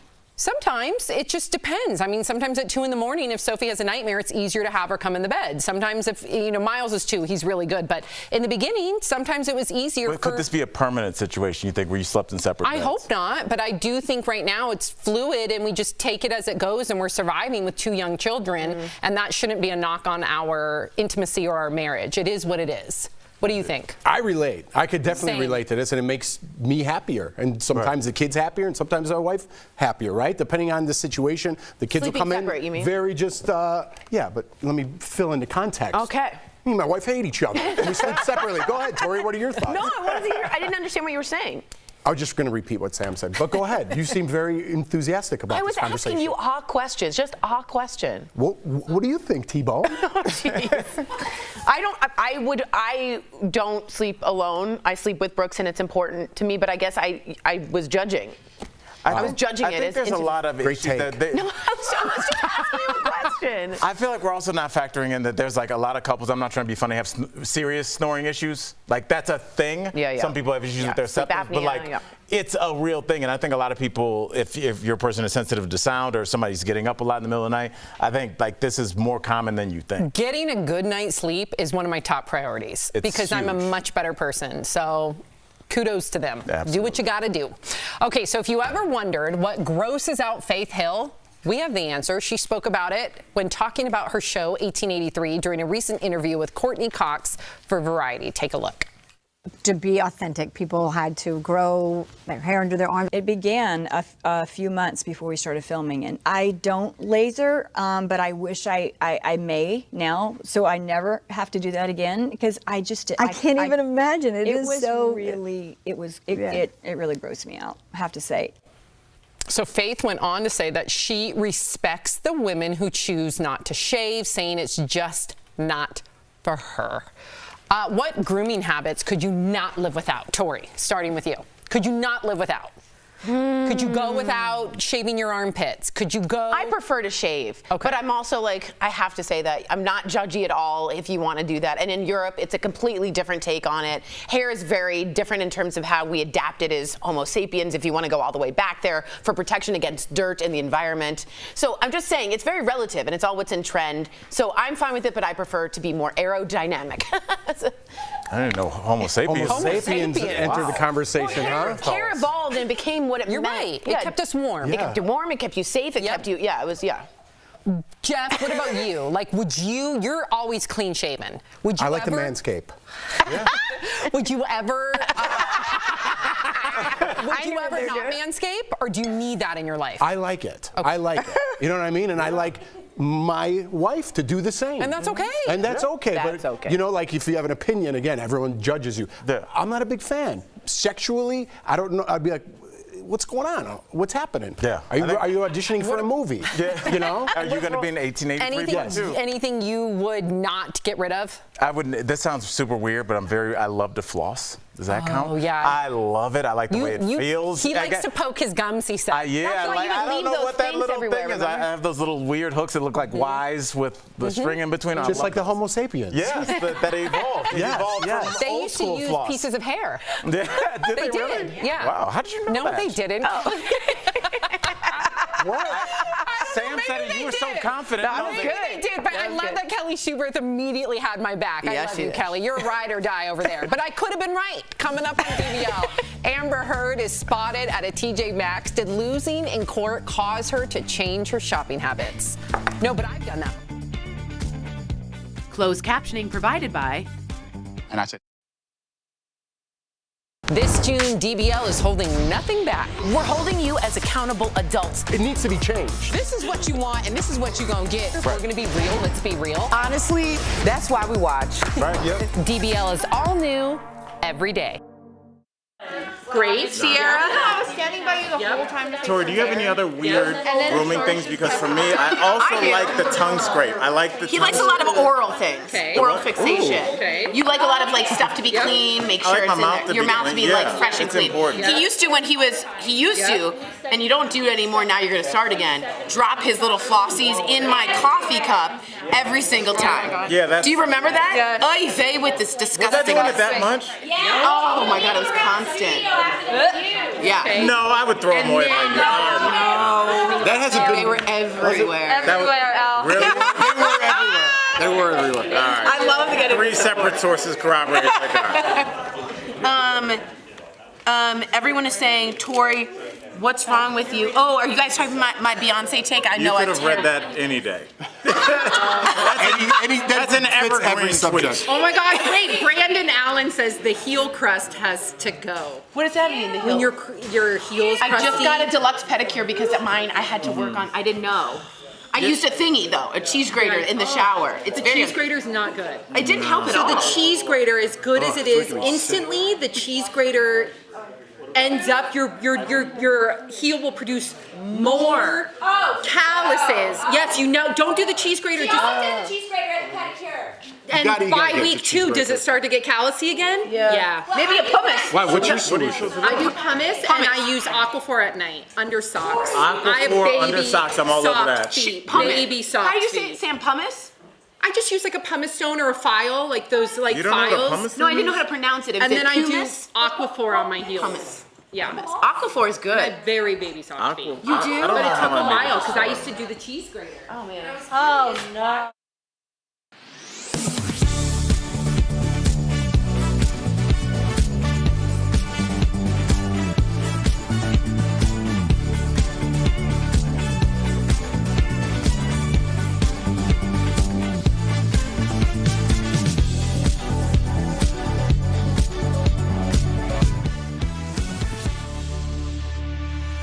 Welcome back. So as we know, Amber Heard owes Johnny Depp $8.4 million, but her lawyer says she doesn't have the means to cover it. Well, late last week, TMZ spotted Amber modestly shopping in the Hamptons at a TJ Maxx. There she is browsing through the clothing racks, and who knew that the Hamptons even had a TJ Maxx? An average house there, you guys? $4 million. So of course, there's nothing wrong with shopping at a discount store. In fact, most Americans, including every single one of us here on this panel, are self-proclaimed cheap bargain hunters and proud of it. Can you blame them? There are crazy inflation rates in this country, which are at a 40-year high. Also, a new study says 67% of shoppers agree they're looking for bargains now more than ever, and 25% of people said they're less likely to buy an item at full price. First, we got to talk about Amber Heard. What did you think about her shopping at a TJ Maxx? Listen, there's a designer section in TJ Maxx, right? So you can still get some expensive stuff in there. I think she just likes a bargain herself. I'm very similar to that. I don't want to harp all over her. I want her to move on with her life. But I will not buy something at full price. And when my wife buys me a present and it's like a Nordstrom box and not Nordstrom rack, I get upset. I'm like, how much did you pay for these shorts? And she's like, you don't even want to know. I'm like, no, I want to know. And I'm like, all right, I don't want to know. And I'm like, how much did you pay for these shorts? And she tells me, I'm like, those are going back. Yeah. I could get 3 shorts at Nordstrom rack for that. I appreciate that. I don't think Do you? Amber Heard I don't think is broke. she does. Amber Heard ain't broke or she's just not using her money appropriately. Yes, she's shopping at a discount store, but we've all had to hustle. We all know that when we can't make rent in the past, we've all had to go sell our clothes, sell whatever you have in order to make rent. So do you really think that she should be shopping? I mean, I guess you don't have to judge that. Right. I don't know. I was pretty hard on Amber, and I'm like, I don't really care that she went shopping with her sister. But I will say this. man, do I like a clearance section at a discount store, because then it's a bargain on top of a bargain. I love the red tag that says clearance in the distance, like a sunset on a sailboat, and I'm just drawn to it. And I just love knowing it's $10. I go to Poshmark, ThredUp. You really can find some good deals these days. Poshmark really. is unbelievable, especially because Fantastic. everything's current. If you're at like a Steve Madden and you find a pair of shoes you love, Google it. Google it on Poshmark. It's there for half the price. I'm not doing that. Why? Because I like to do everything in store. I don't want to touch my phone at all. Whoa. When I'm walking around a Nordstrom Rack or a Marshall's, that's my time. What do you? That's daddy's time. Oh, I get that. I can walk around. Daddy's I'm time. not on my phone. Okay. Yep. Okay. I have no earbuds in.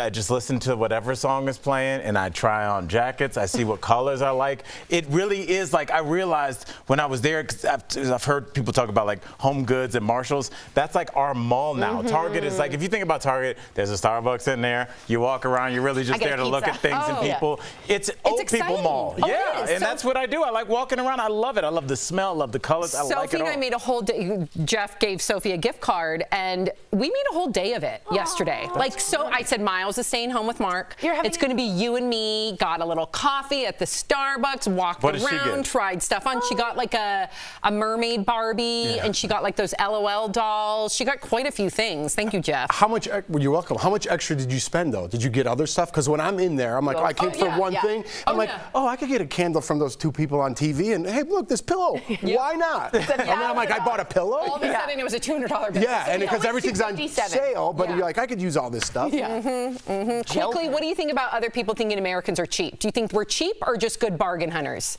I think we're good bargain hunters. Me I don't too. think we're cheap. Yeah, I'm with you on that one. We'll be right back. Where'd you get that question from? It's on the card. I didn't know what that was. This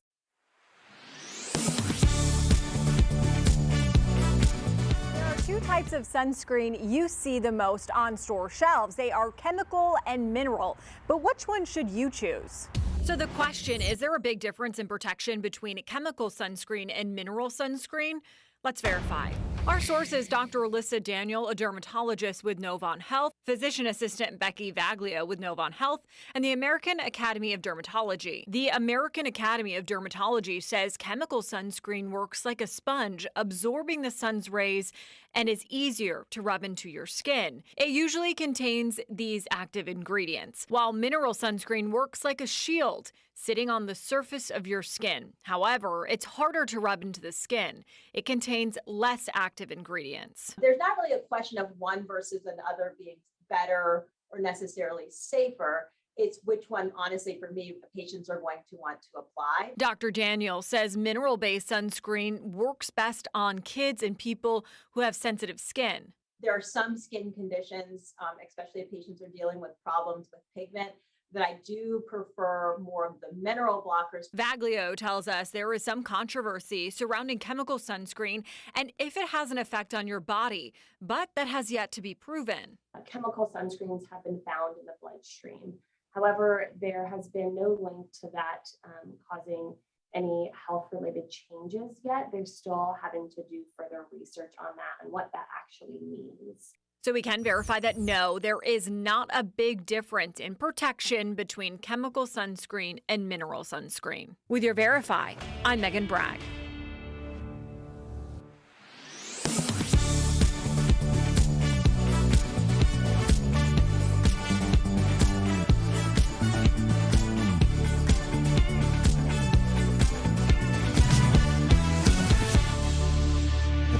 Welcome back. You will lose your AC if you don't pay up. That's the latest threat from scammers. It's time for a security alert sponsored by LifeLock.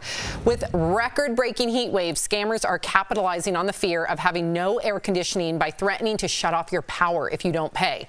It starts with an unexpected call or text message demanding customers pay their energy bill right away or risk having their power shut off within the hour.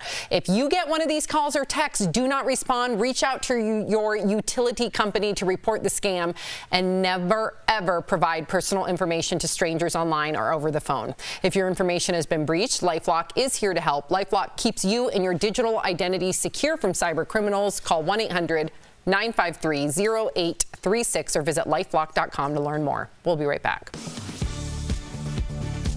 Promotional consideration is brought to you by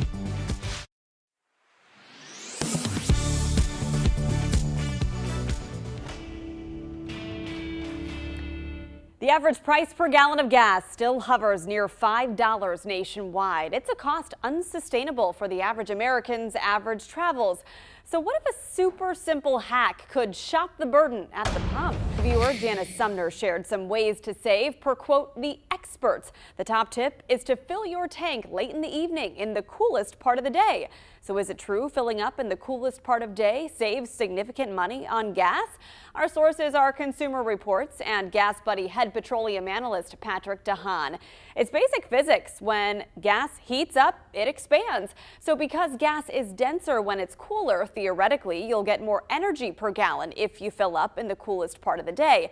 That's accurate, but DeHaan explained the change is minuscule. Gasoline is more dense when it's colder, but a lot of stations temperature correct on both sides, meaning when the air temperature is above or below a certain threshold, their pumps are calibrated to take into consideration the temperature differentials. And by the way, we're talking about, basically the equivalent of very small, drips.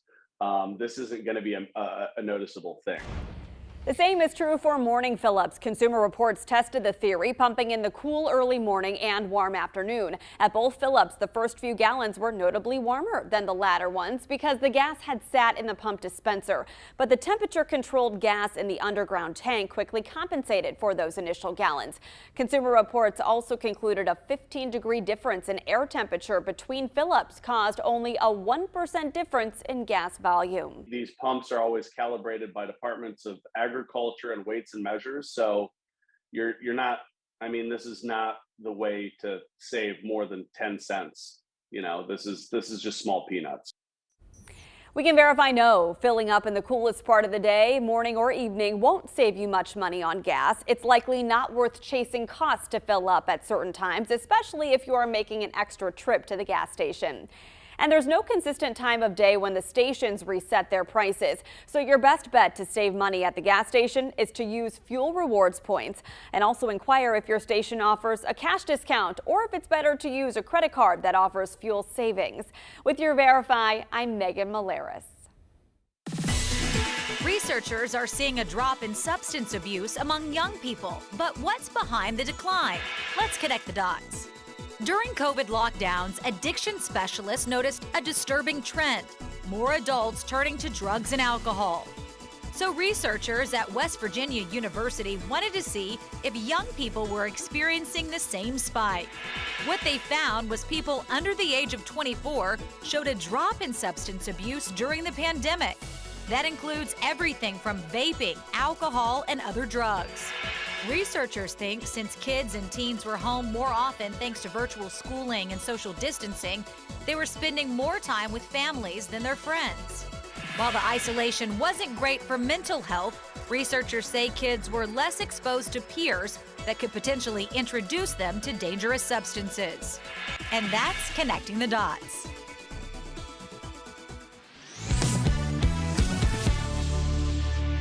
Back to DBL. Okay, we got to see that the last video. I was laughing while you were reading Yeah, it. we both were. So this is like the stock footage, right? From the people reacting to their bill. So this guy in particular made me laugh a little bit because Which one? This guy's trying to be like an actor. Guy? Watch.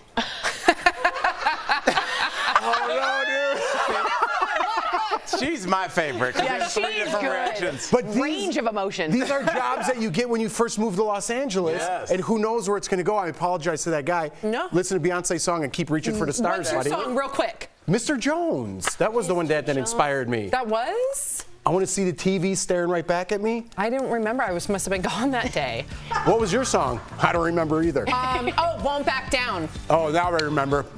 What is this bill?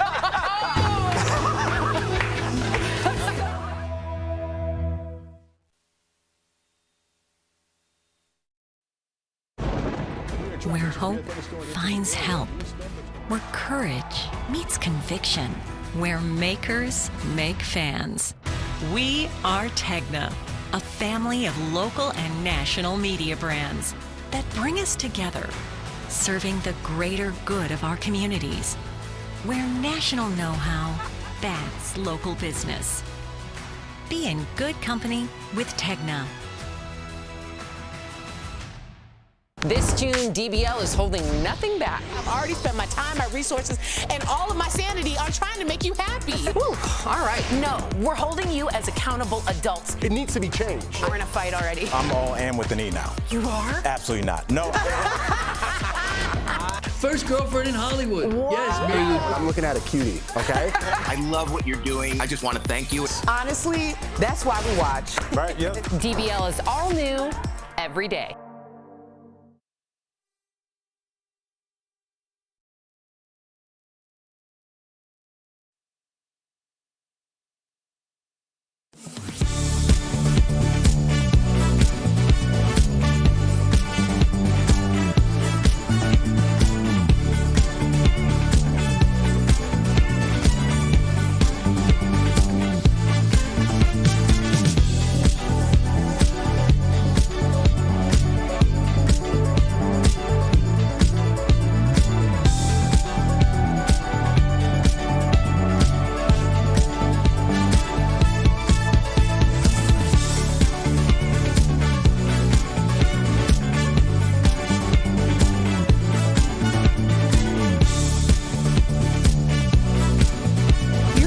We're talking about today on Daily Blast Live.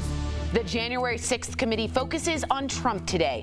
Did he pressure state officials to overturn the 2020 election? Plus, a Republican congressman shares the chilling death threat sent to his family. Is violence taking over politics? World Swimming bans transgender athletes from women's events. Do you agree with the decision? Justin Timberlake's dancing goes viral for all the wrong reasons. Is he really losing his cool status, or does the man still have moves? And Beyonce drops a new song. Does it live up to the hype? You won't break my soul. You won't break my soul.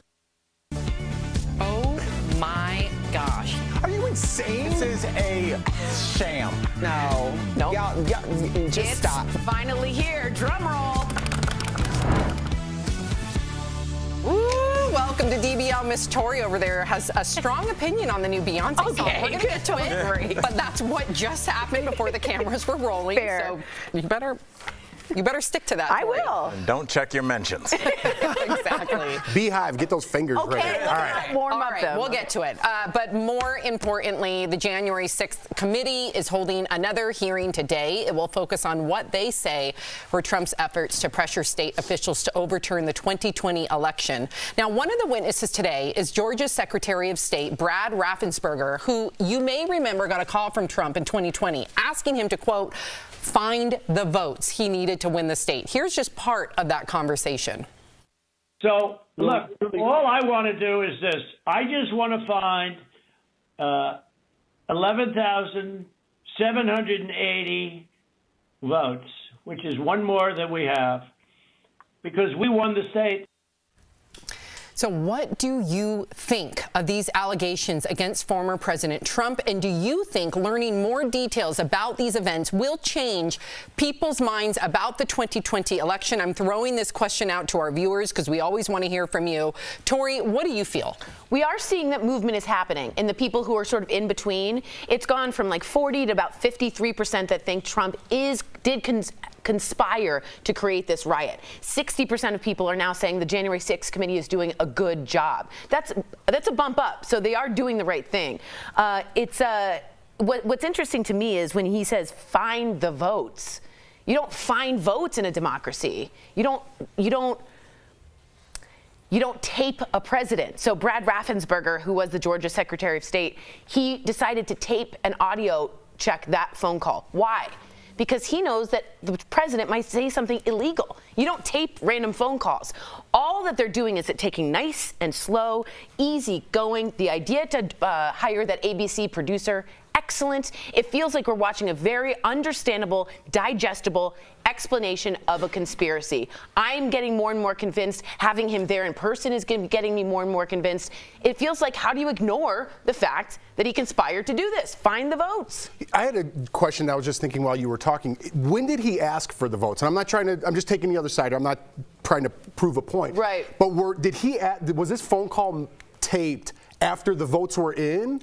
Or was this leading up to the election saying, hey, there's a week left to votes, we need to find out 1,200? Votes were in, and in order for him to get the majority, he would have needed those 12,000 or 11,000. So the votes are already in. Correct. So and that's why it's... find me the votes is a way of saying, that's a get me the votes in a way that's illegal. He wasn't saying, I think they're on the floor somewhere. That's it. That's like it. He was saying. Well, I think the timeline's important because that's, I don't know why. I didn't think about that. You asked that question. I was like, wait a second. Yeah, so I'm glad you clarified that. You know, there's two different things that I'm wrestling with in my head to unpack. One is that it's like, what are we going to do as a group of people in terms of moving forward? There is no group of people. Let's be real. There's two sides, no matter what. There's two sides, but it's one country. We're all here together. So I wish it was that way. It would be nice. But moving forward, are we going to punish these people by putting them in jail? Is there going to be punitive damages? Are we going to make an example out of these people, like this is what happens? Because in other countries, the fact that these people might go to jail would be best case scenario. Let's be honest. So if we do nothing, we're also making a big statement that that's okay moving forward. So we are going to risk ostracizing a lot of people if we do put people in jail. But if we don't, Sammy, where's that going to put us? Then if you don't do anything, there needs to be a precedent. I don't care if it's a Democrat or Republican. I really don't. I know people don't believe me when I say that. I want people to be held accountable. I'm sick of our politicians across the board not being held accountable. They serve a different type of rule than we all do, and that to me is a huge injustice. You're exactly right. They work for us, but they don't. They work for themselves. But I really want to get this in because I think it's highly important. Also, speaking of the January 6th committee, one of the Republican members of the committee, Representative Adam Kinzinger, was on ABC this week, and he revealed a threatening letter that was sent to his wife at their home. This goes to what we were just talking about, right? Like these two dire sides. So this comes after he said that Trump should be criminally prosecuted. Take a look at what he had to say. This threat that came in, it was mailed to my house. We got it a couple days ago, and it threatens to execute me as well as my wife and 5-month-old child. I've never seen or had anything like that. It was sent from the local area. There is violence in the future, I'm going to tell you. And until we get a grip on telling people the truth, we can't expect any differently. So, Tori, Representative Kinzinger also posted the letter online, and it says, quote, that pimp you married not only broke his oath, he sold his soul. Although it will take time, he will be executed. You and Christian will be joining Adam in hell, too. Tori, is violence taking over politics? Yeah. And I think I'm going to just straight up say the former guy who I called Trump really allowed violence to become a currency. It was helpful to him to have a riot, to have a mob. January 6th, to me, came from that incitement. And ever since that, the doors are open for bad behavior on planes, bad behavior for customer service, bad behavior on that. That's fascism. We don't execute people for votes. We don't do that. Kinzinger is a model of a compromise. He's a moderate, right? He's not going to run next year because I'm not saying why he isn't. So then you can say that it worked. And this is what happens, Tori, when you allow things to happen as a society. We're talking about January 6th, but like let's not be prisoners of the moment here. When we start talking about Charlottesville, right? The white nationalists there that killed Heather Heyer and in an act of terrorism driving that car down the street, they are the armed wing, de facto wing of what the rhetoric is coming out. This last weekend, when there were 31 people that were caught in a U-Haul truck going to affect a pride parade, that is because of the rhetoric directed towards gay and trans organization people. as when you start talking about January 6th, when you start talking about them trying to kidnap a governor, these are all steps taken out by these groups that are supposedly fringe, but these were groups that were being walked around the White House. These are groups that are now, their rhetoric about the great replacement theory is now on national television. That used to be a fringe theory on websites. They're talking about this daily now. But it doesn't represent all Republicans. You're right, but I'm not saying, but the talking points now have a fist behind them. Yes. Because you know, if you say something about trans, gays, election stolen, whatever, that Saturday, 50 guys are going to show up with Humvees and enough weapons to take over a small village. See, I don't want to believe that. You have a point, and I want to be right about this just for myself, I don't want to believe my either, children, yeah. right? And I think these are very fringe, very extreme, and we know about all of them now because of the internet. So every single time someone sends a letter like this, the whole country, 330 million people know about it because of the internet, right? In the past, we didn't know about it, right? No one's going to put that in the paper. I want to believe that the country's good, right? I want to say 80% of the country, Democrats or Republicans, are good. It's these fringe people on the outside. That's all that gets coverage. The media, social media, that's the only thing that gets covered. It's effective. Like Kinzinger is leaving. I don't know why. But we have to be able to speak our voice, right? Whether it's a good take on something, Tori, or a bad take. Someone out there is going to agree with me or they're going to agree with you. It doesn't mean I should get a letter sent to my family. My family has nothing to do with what I do with my kids. You shouldn't be attacking Supreme Court justices. Those people should be put in jail. You shouldn't be attacking our White House. Those people should be put in jail. We have to get it right. Okay, so everyone's like, oh, this is this, that. Everyone needs to go to trial. We need to start getting it right. We're focused more on taking people out of jail than putting them in. We're more focused about people's feelings than we are about actual lives. If you hurt someone's feelings, you could lose your job. If I beat up someone, everyone's like, well, at least you didn't use a slur and we can't cancel you. It's just so backwards and bananas. And 80% of the people, I think, are tired of it. They're tired of it. And we'll see when comes election time, the midterm elections. But I feel like the country's just over the oversensitiveness. I hope you're right. I hope you are too. I think the tricky thing is that fine line between not being complacent and then also not shining too much of a light on some of the extremist situations. Which are becoming more normalized. You know? Right. It's tricky because you want to handle it. You want to call it out. But at the same time, you don't want it to further divide us. Right. But then if I say something calling it out, you're a Trumper, you're a racist, you're a homophobe. It's all these labels, which is why I hate cancel culture, because it stops the conversation. We need to get back into having a conversation. Yes. Whether it's somebody having a gun or somebody saying, I know where you live, it's a way to stop the conversation. Yeah, well said. All right, coming up on DBL, a big shakeup in the swimming world. Will a new transgender ban lead to more change in other sports? Plus, Elon Musk's 18-year-old kid is looking to cut all ties in their relationship. What caused the fallout? And new music from Beyonce. Is it a bop or a flop? Tori will tell you. No, I won't. I have terrible taste. Closed captioning provided by... This June, DBL is holding nothing back. We're holding you as accountable adults. It needs to be changed. This is what you want, and this is what you're going to get. If we're going to be real, let's be real. Honestly, that's why we watch. Right, yep. DBL is all new every day. You know what's really interesting? Someone said that I wanted to get your take on it, was that like basically the Republican Party, and I'm not saying this as a shout out, I'm saying like the Trumping Republican Party has no more there's no construct to get to a goal. They're just there to love on Trump. And it's odd because a party is usually there to proceed with policies, right? Like the poor, environment, infrastructure. And for how do you feel the Democrats are doing with that? You can't just say Republicans are I'm saying the Trumpers, the specific Trumpers. For me, it's odd that they don't have any policies. All they do is love on him. I don't like that. I don't know. Yeah, okay, you're making your point. I just don't, I hate just categorizing people with labels. Like these Trump, I'm not a Trumper, but by speaking up on that side, you're labeled a Trumper. And we're not gonna get anywhere if you just point fingers and say, you're a far left nut job and I'm a Trumper. You know, we're not gonna find any medium ground. I'm trying to equate that Trumpism with the extreme fundamentalism that you're talking about. Because they don't do that. What's the percentage of people charging the Capitol? Those people, the extremists, what is the percentage we're talking to? Why aren't we talking to the 80% instead of the 10% on this side? Even if it's 1%, they breached the Capitol. It worked. They got in. They raised enough people to riot and get in. That's enough. Okay, and we're taking the proper steps to fix that, right? Well, so it doesn't happen again. Not if the whole country's like, I'm tired of these That's what I'm saying. The whole country doesn't feel like that. I feel like the whole country feels like me, like, let's get to the bottom of this and move on. And if this is going to be a precedent for moving forward, well then let's go back in history a little bit. And I hate when people say, we're not talking about past, we're talking about Trump right now. I get it, period, my conversation's over about Trump right now. Let's go back and fix some other things that I have some questions about throughout history. Would you feel comfortable if the DOJ, the Department of Justice, arrests Trump for this? Yes. Okay. If he did something, and now there's some other people I have questions about that might have been former presidents. What does he mean?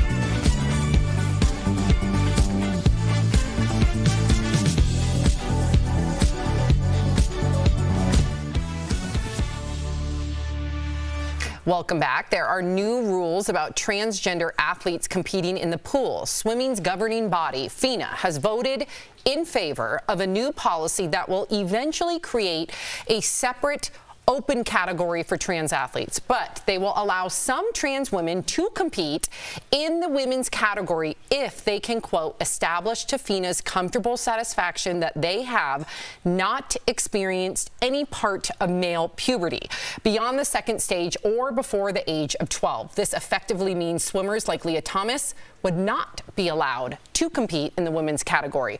DBL Nation, we gotta hear from you. We know this is a hot button topic. What do you think of these new rules? Should trans women be able to compete in women's sports? Yes or no? Go to dblvote.com to weigh in. What are you thinking now? Well, I'm thinking that I like where this is headed in terms of like trying to find a place that's more equitable for everybody. I just wish that we used the phrase pilot program, because pilot gives us room to wiggle around. When you start having hard rules, when we haven't really established, especially like because people's puberty will hit differently, I think some of this is going to be opaque. Some of this is going to be gray. And we have to learn to deal with that as adults, because as soon as a rule is set, there's this thing inside of everybody where we want to unpack tiny details like, well, what about this? Everything's not going to be perfect, but for the most part, establishing some boundaries in terms of making it as fair as possible to somebody that was a Division I swimmer. And I do want to hear from you, Sam. I'm on board with that. I think everybody just wants as fair a playing field as possible without demonizing a group of people trying to live their truth. I'm sorry if I sound like a politician. That's how I feel. I always get beat up for my comments because my default is always inclusion, and I don't think that's always fair. It's just not, right? I don't know enough of the science. I would want to make sure if Sophie was swimming that it was fair. All the people with the blood, sweat, and tears in those pools, I know how grueling that is. 4-6 hours a day, 6 days a week. I get it. So you do want it to be fair. I just hope that we're compassionate in the meantime. So I'm going to default to inclusion, but I don't know if that's necessarily the right choice. This kind of goes back to the labels I was talking about if you watched the last segment, right? By speaking on this, and if you speak against it in any way, you're transphobic, right? And people want to come after your job. We need to put a conversation on the table, right? This woman specifically won by 2 pool lengths, okay? Something's wrong there, right? When Sammy Sosa, is that an extreme amount, I'm assuming? Well, it was a 500, I believe, which it's not as close as a 50-yard free or 50-meter free, and it wasn't the top swimmers in the world. But yes, to your point, there seems to be a disadvantage there. And yes. when Sammy Sosa and Mark McGwire were hitting baseballs to the moon, right, there was a disadvantage there from whatever they were taking. Yes. Puberty is an advantage for trans women. I want to find inclusion for them. It's Pride Month. We should stick up for them. I want everyone to find their truth. And that sounds very politician-y, but it's the truth. I'd rather have someone honest and tell me who they are than be a phony baloney the whole time. Absolutely. I just said phony baloney. But no, I really, I don't think it's fair. I will text you that tonight at about 10:30. Because I don't think it's fair, because we're only talking about men transitioning to women. There's not a problem on the other side. And I'm not saying there's no room for trans athletes, but like Al said, we're just at the beginning stage. We need to find an answer. And just because you're not for it doesn't mean you're against the whole movement. Right. I think, listen, we can handle it with compassion, right? Easier said than done. I know. All right, final vote. I feel a shift, though. I do, things too. are different. Yeah, That's good. I don't think people are just like pounding the table now. I think people are like, let's figure this out. 14% say yes, should trans women be allowed to compete in women's sports. 86% of our viewers say no. Coming up on DBL, Elon Musk's 18-year-old kid is looking to end their relationship. We'll explain why next.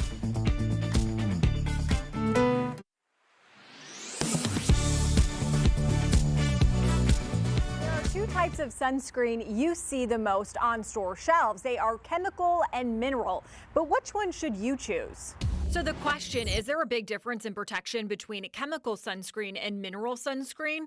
Let's verify. Our source is Dr. Alyssa Daniel, a dermatologist with Novant Health, physician assistant Becky Vaglia with Novant Health, and the American Academy of Dermatology. The American Academy of Dermatology says chemical sunscreen works like a sponge, absorbing the sun's rays and is easier to rub into your skin. It usually contains these active ingredients, while mineral sunscreen works like a shield, sitting on the surface of your skin. However, it's harder to rub into the skin. It contains less active ingredients. There's not really a question of one versus another being better or necessarily safer. It's which one, honestly, for me, patients are going to want to apply. Dr. Daniel says mineral-based sunscreen works best on kids and people who have sensitive skin. There are some skin conditions, especially if patients are dealing with problems with pigment, that I do prefer more of the mineral blockers. Vaglio tells us there is some controversy surrounding chemical sunscreen and if it has an effect on your body, but that has yet to be proven. Chemical sunscreens have been found in the bloodstream. However, there has been no link to that causing any health-related changes yet. They're still having to do further research on that and what that actually means. So we can verify that no, there is not a big difference in protection between chemical sunscreen and mineral sunscreen. With your Verify, I'm Megan Bragg.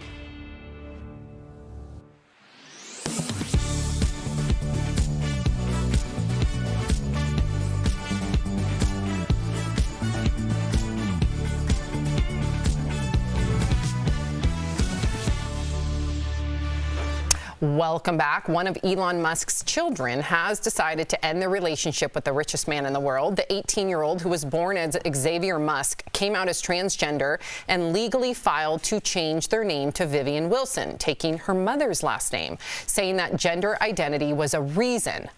But that's not all. Vivian also said in her court filing that she wanted to change her name because she doesn't want a relationship with her biological father anymore.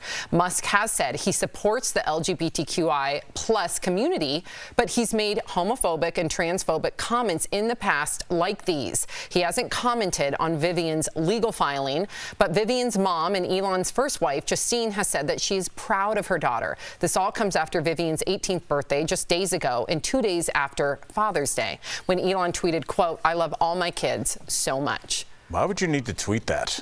That's okay. I would never tweet that. We don't need to decipher that tweet. I don't know. I think that's just a strange thing. From the honest perspective of a parent, I think that's very strange to tweet. I find Elon Musk a very interesting character because I can't really tell, and I was telling you guys before, if he's just fully trolling all of us. Because he says he's for LGBTQ, and then he's for Ron DeSantis and the Don't Say Gay bill. He says he's for one thing, and then he says he's very progressive on this and very, very, very conservative on the other. And it's like, to me, he's like a Bond villain where he's just like, how do I mess up the world today? And so to me, it's very uncomfortable to see that his children also don't find a stability there. One child. I don't know if I like him or I don't like him. Is it okay to have duality of thought? Yeah. I think that's me. But that's not from what we just saw about the tweets about him saying he's homophobic and this and that. What if we really don't know what's going on? That's the truth of it. You're saying, can you say I'm for the LGBTQ and pronouns suck? Is that what you're saying? You like both? I see. And the bill, throw all of it in there, right? I see. So like, we're judging him on one thing, right? Obviously something's wrong there because to have your son or daughter want to break up with you at 18. There's bigger issues going on than homophobic or transphobic, which is a big issue. I don't know what I would do. Maybe a tweet, I love all my kids. I wouldn't know what to do. Maybe that's kind of like a knee-jerk reaction. But the thing is, Jeff, you wouldn't tweet that, Jeff. You would go say it to your kid. Yes, absolutely. And that's the difference. I think that he lives online. I see your point. I think that he lives for the fame, and he doesn't have to. A lot of people have to be online for their job. A lot of people have to be online to feel relevant. He doesn't need to do any of this. He's bringing the world into his life, into his the names of his children, and these are very personal things. Even tweeting out, "I love all my kids," is a very personal thing, and the fact that he seems to be doing all this kind of stuff that seems like it's letting the world know how he feels. Clearly, his 18-year-old doesn't know because they have no interest in going further with them anymore. So something happened, and unless we want to keep talking about his tweets and what he said on Rogan, who cares? This would be a detonation of my world, of my universe. There's no coming back from this. So the fact that he's still like, yeah, it's weird. My 18-year-old, I'm like, I'm glad you're so cash, bro. I don't know if I could do that. We have not heard comments from him yet. Perhaps he is devastated. But to your point, I would feel like the biggest failure if Sophie or Miles emancipated themselves from 18. me. At 18, like as soon as they turned 18, peace, bye. Their first adult decision. Right. Is it possible to be Elon Musk and have that normal family Right. life. He comes with a lot of baggage. I mean, I'm just spitballing. Right. I was like, he does come with a lot of baggage. And I also think, what if he were, some people say, a bit on the spectrum? I love my kids so much might seem a little cold to you, but maybe that's how he's responding through technology. Interesting. Maybe. Wow. I mean, Well, he's never, has he said he's on the spectrum? We're just giving There's him thoughts and questions about it. Dude, he's building a spaceship to Jupiter. Dude. Let's hope. Something's up. Handle business on Earth first, bro. Coming up on DBL, Amber Heard is spotted shopping at a TJ Maxx. Is she on the hunt for bargains or on the hunt for attention? Promotional consideration is brought to you by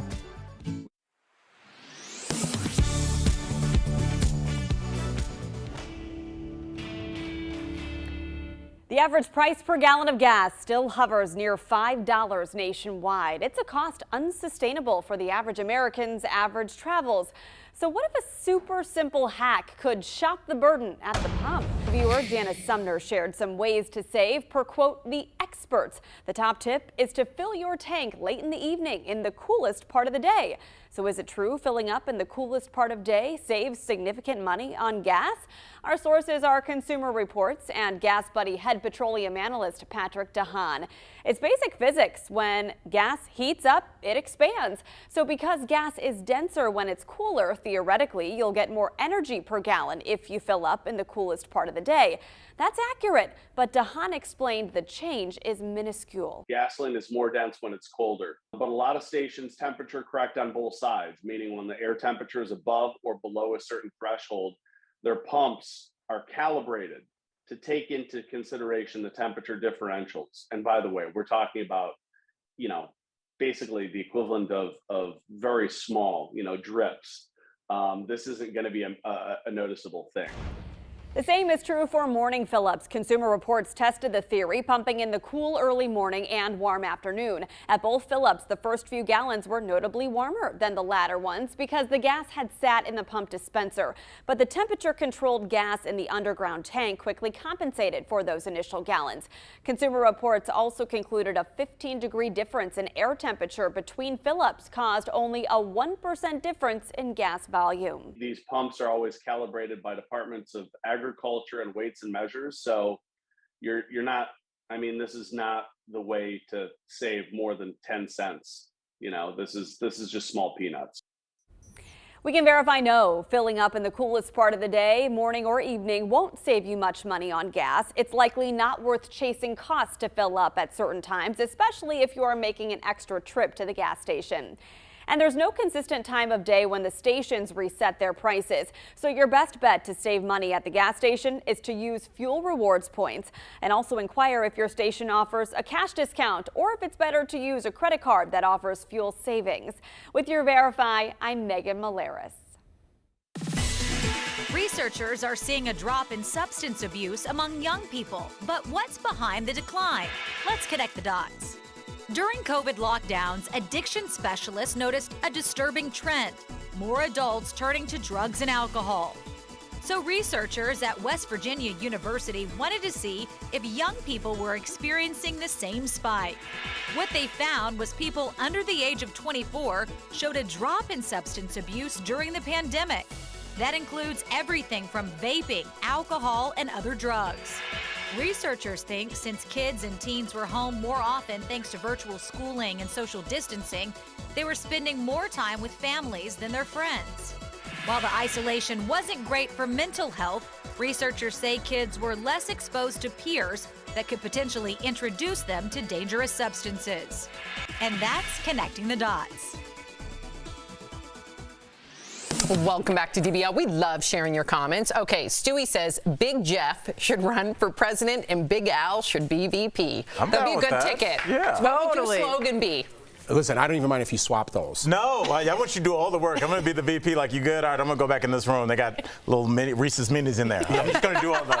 I kind of want nothing to do. I might be VP. No one's president. Just as long as Tori and I can hang out in the Oval Office. Absolutely. Amen. All right. If you're leaving us, you can watch the second half of the show online. Watch on YouTube, dailyblastlive.com, or our app. But if you get the second half of the show where you are, here is what's ahead. Why is the internet trolling Justin Timberlake? We'll show you his dance moves that a lot of people online are dissing. Plus, Beyonce fans, the wait is over. Her new song worth all the hype?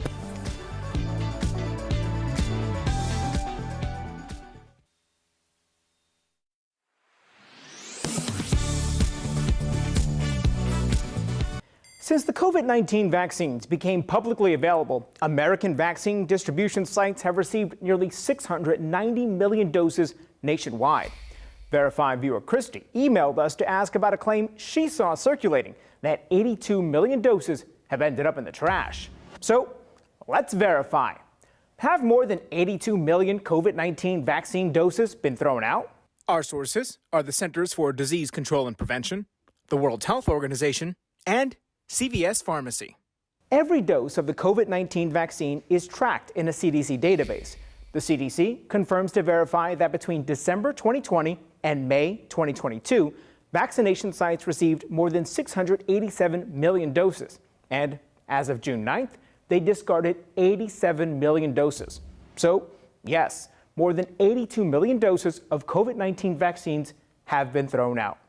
This is because CDC guidelines require that when a vial of the vaccine is opened, which can contain up to 15 doses, it must be used within 2 to 12 hours of opening. So if there aren't enough waiting recipients, the leftover doses get thrown out. CVS, the nation's largest pharmacy, administered about 1 in every 10 doses in the U.S. and reported throwing out nearly 13 million doses. If you tally up all the vaccination sites across the country, about 12% of all doses ended up in the garbage. While that may seem high, the World Health Organization says it's actually in line with their projections for large-scale vaccination campaigns involving multi-dose vials. With your Verify, I'm Brandon Lewis.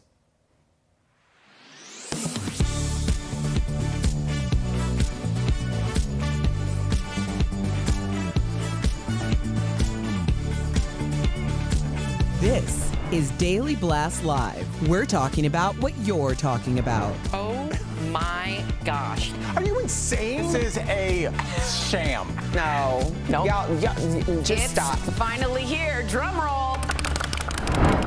Hold up, oh baby, baby, you won't break my soul.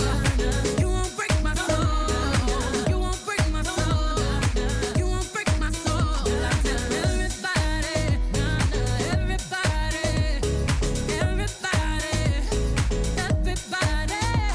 Welcome to DBL. We're all dancing to the new Beyonce. In fact, Dre, our makeup artist, was rocking out, and I look, and then Tori was copying his moves. Completely. I was like, but I have to tell you, Tori, I looked at him too, and I thought to copy his moves too because we know he's cool. Oh, he's the coolest. Right. Okay. We love you, Mexico gay man. Sound like some moms. We are. I know. Well, kind of. Yeah. You're a dog mom. Thank you. Okay. Regardless, that was Beyonce's first single from her new album, Renaissance, set to drop July 29th. The song is called Break My Soul, and it definitely has people talking, but not for the reasons you might think. So take one more listen first. I just fell in love, and I just quit my job. I'm gonna find no drive. Damn, they work me so damn hard. Work by 9, then off past 5. And they work my nerves, that's why I cannot sleep at night. Okay, so after listening to those lyrics, people on social media joke that this new single could be responsible for people quitting their jobs.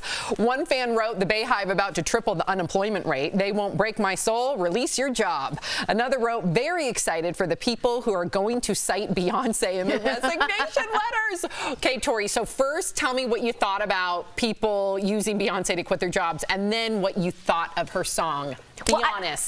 No, flip that. What did you... I don't love like house music. So, I know.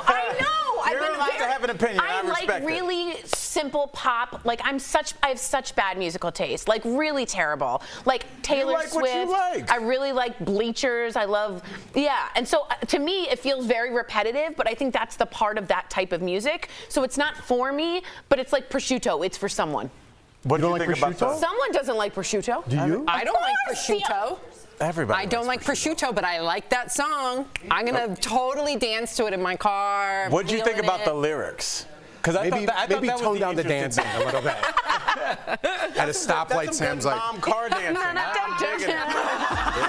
She's going somewhere. I thought the lyrics were fun, but I do think that if someone needs a little push, you know, to take that leap, hoping that the net will appear, they might use Beyonce's song. What do you think? I think not only have people already started to do that, but, you know, they're saying that they're kind of teeing this up jokingly to, like, say, Beyonce's going to make people quit their jobs. But I think this has been coming for the last 30, 40 years. It's the anthem. I think the people that are fans of Beyonce now watch their parents get worked to death and have very little to show for it. Wages are stagnant. You go to work. You know, my car was stolen, so I've talked to a lot of people at like body shops and things like that, and people are just like, everybody's super rude. And I think a lot of people at the airport, I talked to, and they're just like, everybody's very rude. And I think a lot of people are like, maybe instead of just being treated like a dog at work every day for 25 years, maybe I'll drive Uber a third of the time. I'll sell the cupcakes, you know, on the out the house, and I'll do one other thing, and maybe make 3 side hustles your job. So every day when you go to work, somebody's not calling you a dummy, because that's what's happening at work. And I think people are tired of being abused. I see it every week at the airport. Jeff, you said it one time. You said you almost said something to somebody that was talking to an employee of somewhere, like server. Yeah, a server. People talk crazy to people, and I understand people like, this is not worth the money. Right, and I think, listen, I see inspiration in it, right? Yeah. So, but I also see the other side. We've all moved out to California, kind of needed something to push us and give that jump. I think that's what Beyonce's intention is in this song. But I also see the other side of people.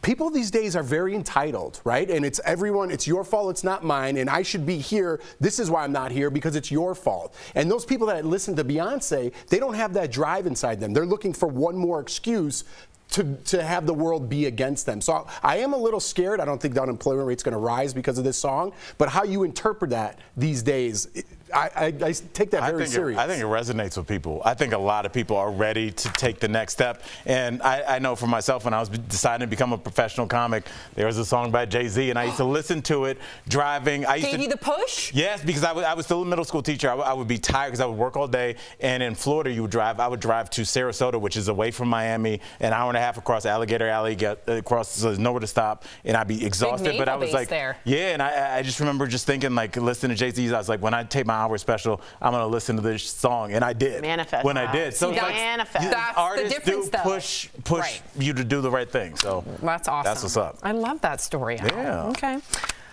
You had something up your sleeve. I didn't. Oh, okay. I thought we were gonna I thought you were gonna be like, let's go around the horn. Do you have any inspirational songs? No. Because I had one in my pocket. Oh, you did. I could tell in your face. No, I was because I liked Al's story. Quickly, I was what's your song? No, I'm not doing it. wanna know. I was inspired by your story, and it's Al's moment. At the end, we're going to hear Jeff's song at the end. We've actually done a segment on it. Oh, I don't remember. All right, so are Justin Timberlake's dance moves gone? Because he used to be a really good dancer. Well, the singer performed the Beat Ya Feet dance at a festival this weekend, and fans are questioning if he still has it. Take a look.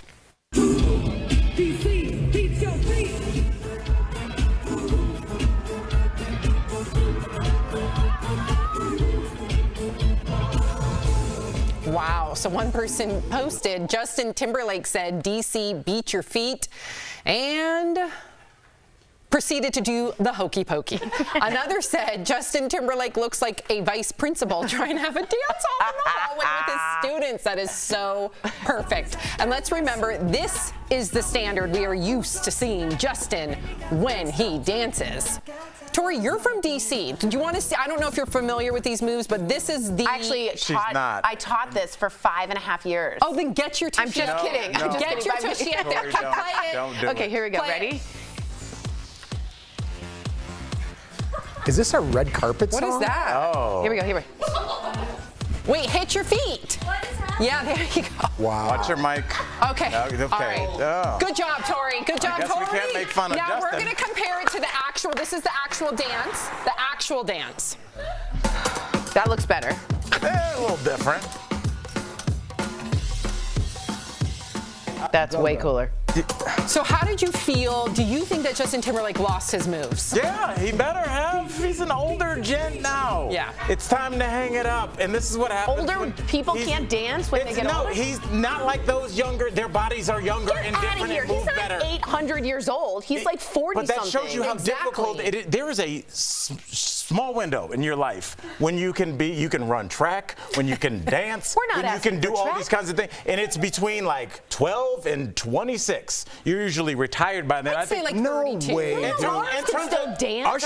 Usher has his own yeah. thing in Vegas. Usher is He's a dancing all rare over. case, an and I anomaly. guarantee So you is Usher Justin Timberlake, though. Usher is not 1996 Usher either. But Let's he's be not real. this. But He's certainly he- not this. But this, I think he just learned. He was in D.C. It's a D.C. dance. I think he learned it right before he went out there. He's like, I'm just going to give it a whirl. Look at his face, though. He's looking feeling down at that. himself like he a- yeah. shouldn't be feeling that because, listen, I'm not to talk. I'm a terrible dancer. But at least I lean into it. 40-year-old Sam compared to 22-year-old Sam could shake. See, but that's on his. We're just going. I can't That even was address weird. that. I liked it. We need to blame his management. They should have had a segment where he's like, "Hey, we're going to bring some locals up, Blame and his you guys are going to Try it with- dance." yeah. Like, no, I think it's okay to be 40 and dance. You guys, Not he's in a those dancer. shoes. He shouldn't be not dancing anymore at 40. He's not disabled. But was it not like that. Was it that bad that it's like Yeah. story worthy? No. Yeah. No.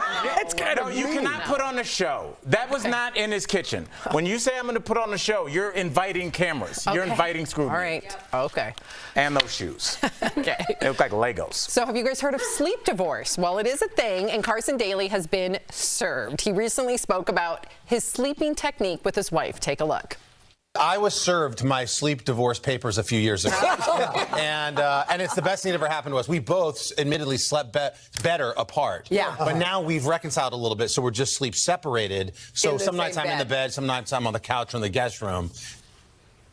So Carson says he and his wife started sleeping in separate beds back in 2020 while his wife was pregnant with their fourth child. Ding, ding, ding, ding, ding. It's the kids. Yeah, because I don't have this. I don't Sam, know. do you? Yeah. Mark and I 1,000% ups and downs with the kids. Sophie might have a nightmare. Miles might be more prone, especially when they're younger. Now Miles is 2, Sophie is 5. But there's definitely times where too many people in the bed. And Mark can't sleep, I can't sleep, so he'll go downstairs and sleep. It's not... You don't put your kids back in their room?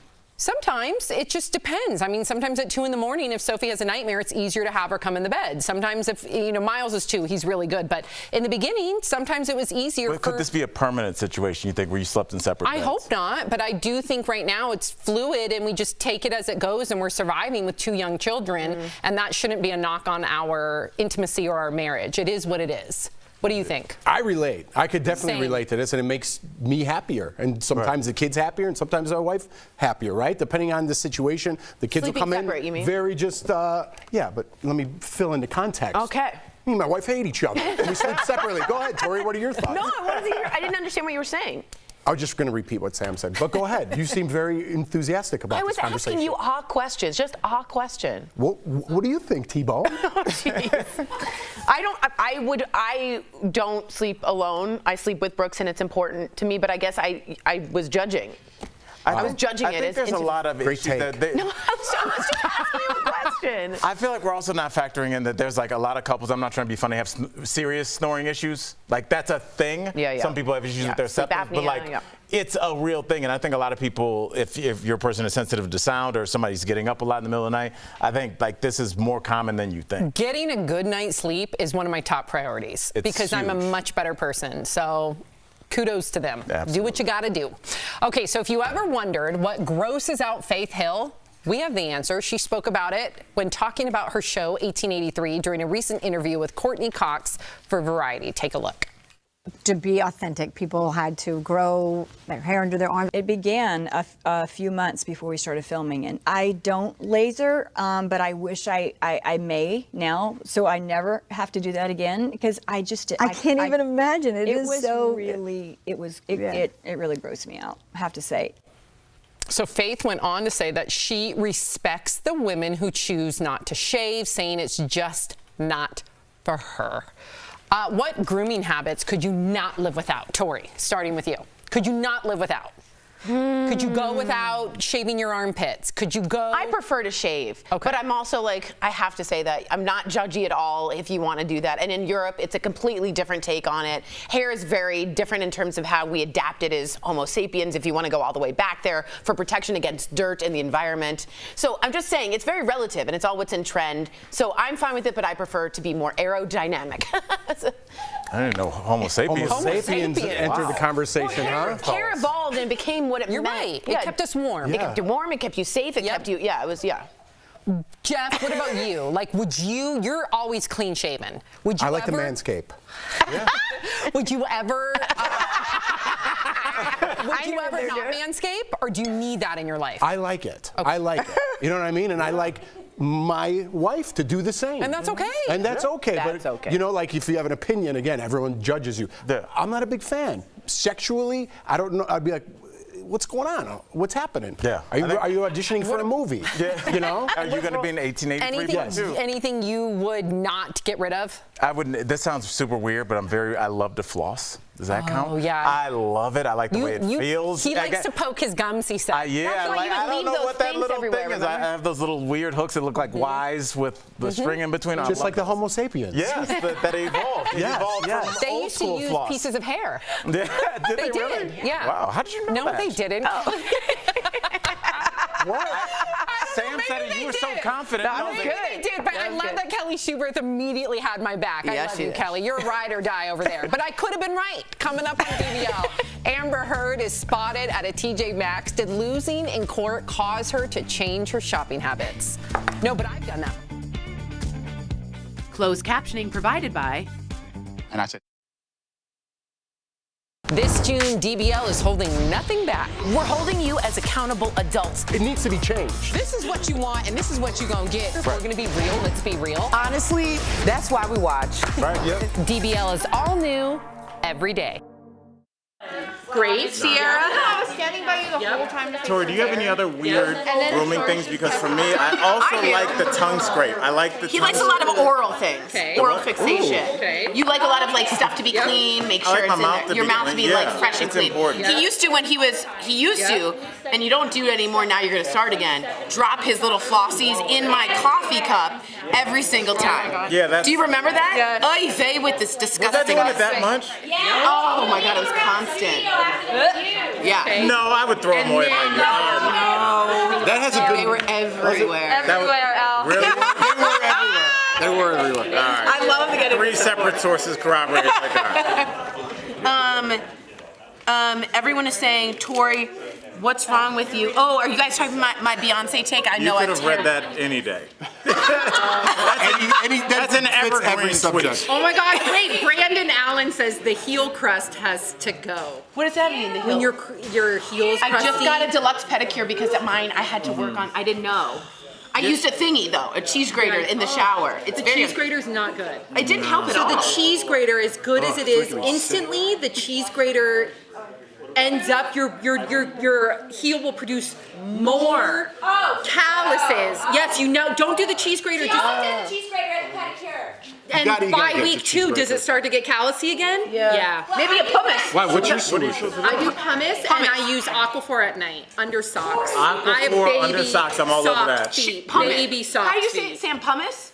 I just use like a pumice stone or a file, like those like You don't know what a files. pumice No, I didn't know how to pronounce it. Is And it then I do pumice? Aquaphor on my heels. Pumice. Yeah. Aquaphor is I good. have very baby soft feet. You do? But it took a while because I used to do the cheese grater. Oh man. Oh no.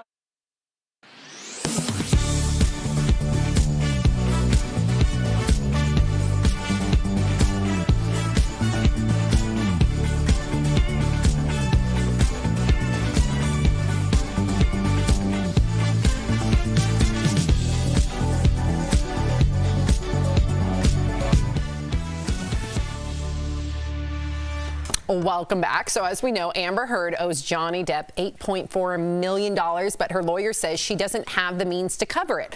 Well, late last week, TMZ spotted Amber modestly shopping in the Hamptons at a TJ Maxx. There she is browsing through the clothing racks, and who knew that the Hamptons even had a TJ Maxx? An average house there, you guys? $4 million.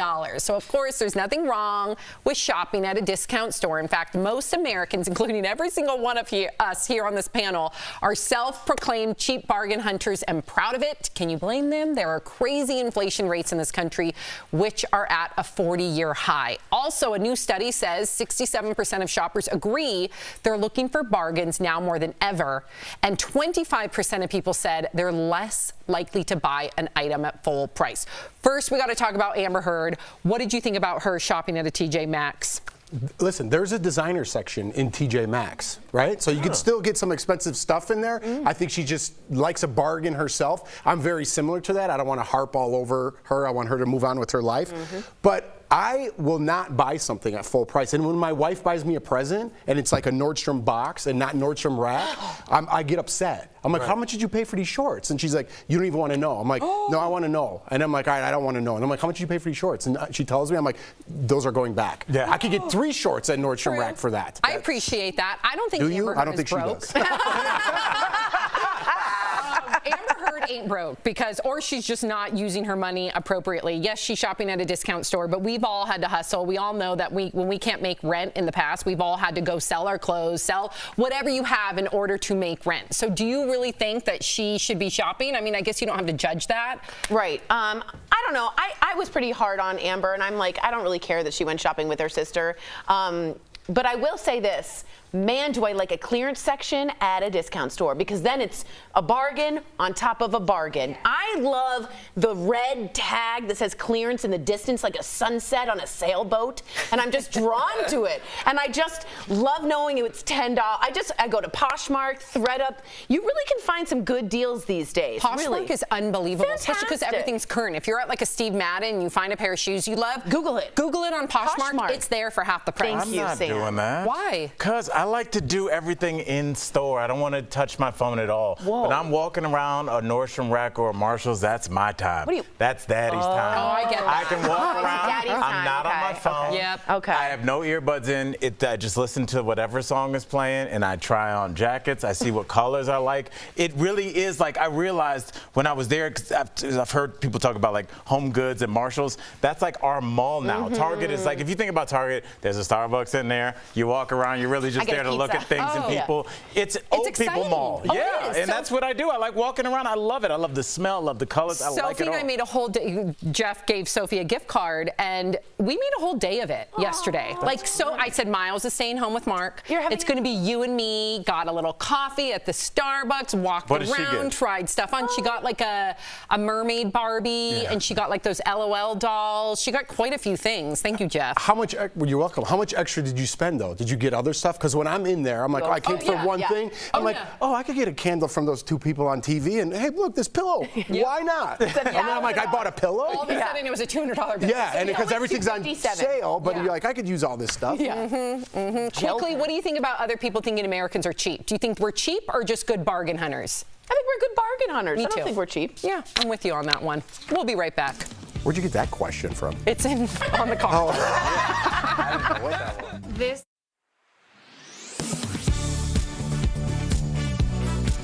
There are 2 types of sunscreen you see the most on store shelves. They are chemical and mineral. But which one should you choose? So the question, is there a big difference in protection between a chemical sunscreen and mineral sunscreen? Let's verify.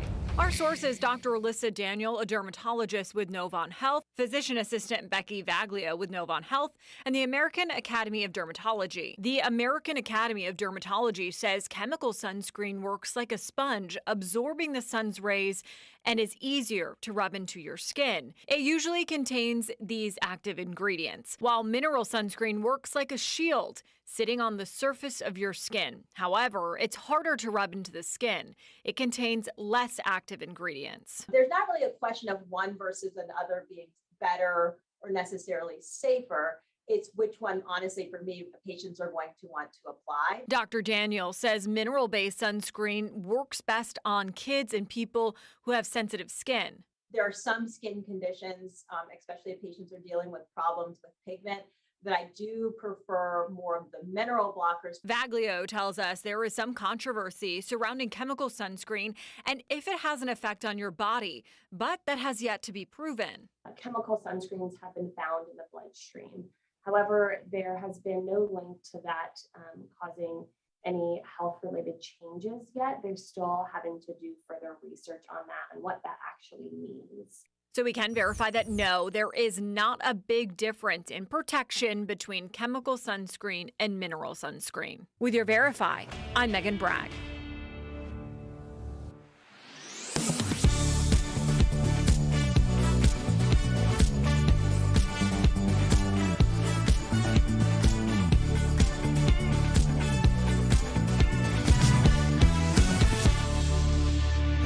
Welcome back. You will lose your AC if you don't pay up. That's the latest threat from scammers. It's time for a security alert sponsored by LifeLock.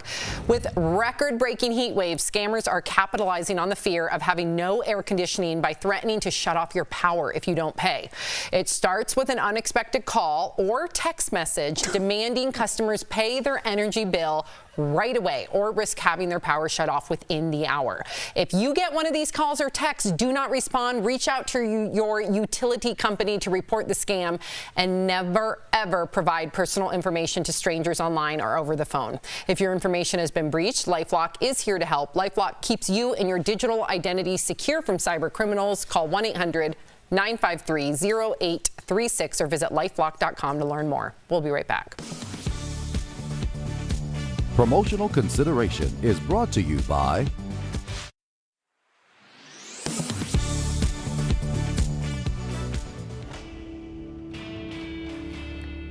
The average price per gallon of gas still hovers near $5 nationwide. It's a cost unsustainable for the average American's average travels. So what if a super simple hack could shop the burden at the pump? Viewer Janice Sumner shared some ways to save per, quote, the experts. The top tip is to fill your tank late in the evening in the coolest part of the day. So is it true filling up in the coolest part of day saves significant money on gas? Our sources are Consumer Reports and Gas Buddy head petroleum analyst Patrick DeHaan. It's basic physics. When gas heats up, it expands. So because gas is denser when it's cooler, theoretically, you'll get more energy per gallon if you fill up in the coolest part of the day. That's accurate, but DeHaan explained the change is minuscule. Gasoline is more dense when it's colder, but a lot of stations temperature correct on both sides, meaning when the air temperature is above or below a certain threshold, their pumps are calibrated to take into consideration the temperature differentials. And by the way, we're talking about, basically the equivalent of very small, drips. This isn't going to be a noticeable thing.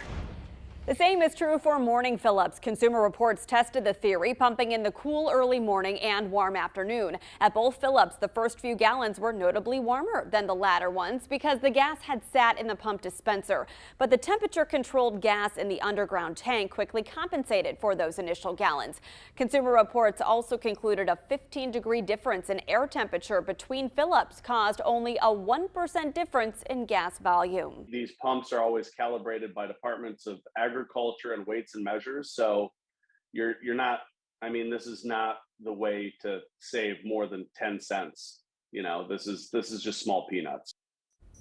We can verify no, filling up in the coolest part of the day, morning or evening, won't save you much money on gas. It's likely not worth chasing costs to fill up at certain times, especially if you are making an extra trip to the gas station. And there's no consistent time of day when the stations reset their prices. So your best bet to save money at the gas station is to use fuel rewards points, and also inquire if your station offers a cash discount or if it's better to use a credit card that offers fuel savings. With your Verify, I'm Megan Malaris. Researchers are seeing a drop in substance abuse among young people. But what's behind the decline? Let's connect the dots. During COVID lockdowns, addiction specialists noticed a disturbing trend: more adults turning to drugs and alcohol. So researchers at West Virginia University wanted to see if young people were experiencing the same spike. What they found was people under the age of 24 showed a drop in substance abuse during the pandemic. That includes everything from vaping, alcohol, and other drugs.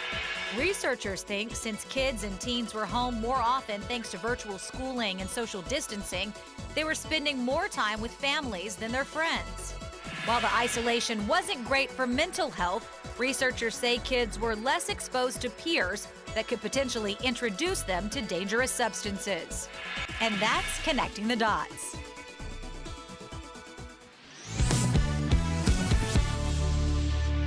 Back to DBL. Okay, we got to see that the last video. I was laughing while you were reading Yeah, it. we both were. So this is like the stock footage, right? From the people reacting to their bill. So this guy in particular made me laugh a little bit because Which one? This guy's trying to be like an actor. Guy? Watch.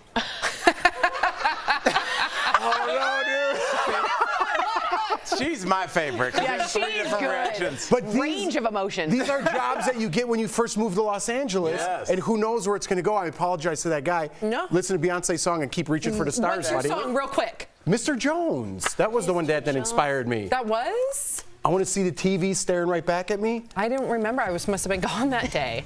What was your song? I don't remember either. Oh, Won't Back Down. Oh, now I remember. What is this bill?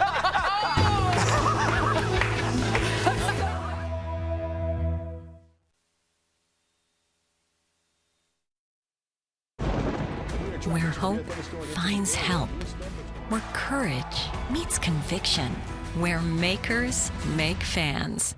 We are Tegna, a family of local and national media brands that bring us together, serving the greater good of our communities.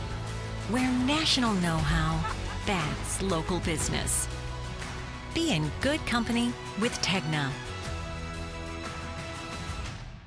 This June, DBL is holding nothing back. I've already spent my time, my resources, and all of my sanity on trying to make you happy. Whew, all right. No, we're holding you as accountable adults. It needs to be changed. We're in a fight already. I'm all in with the knee now. You are? Absolutely not. No.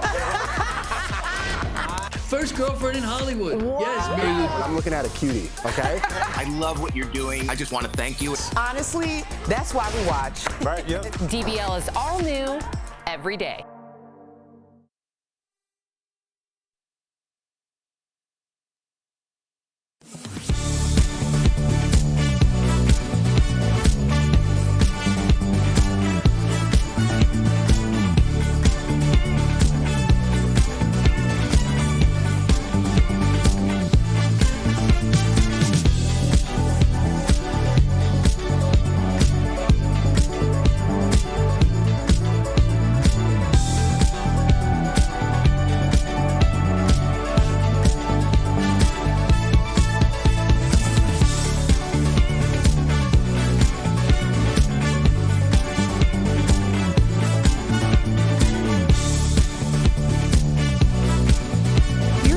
We're talking about today on Daily Blast Live.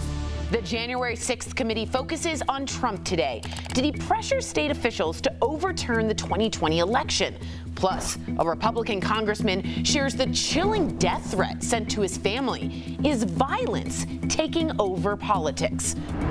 World Swimming bans transgender athletes from women's events. Do you agree with the decision? Justin Timberlake's dancing goes viral for all the wrong reasons. Is he really losing his cool status, or does the man still have moves?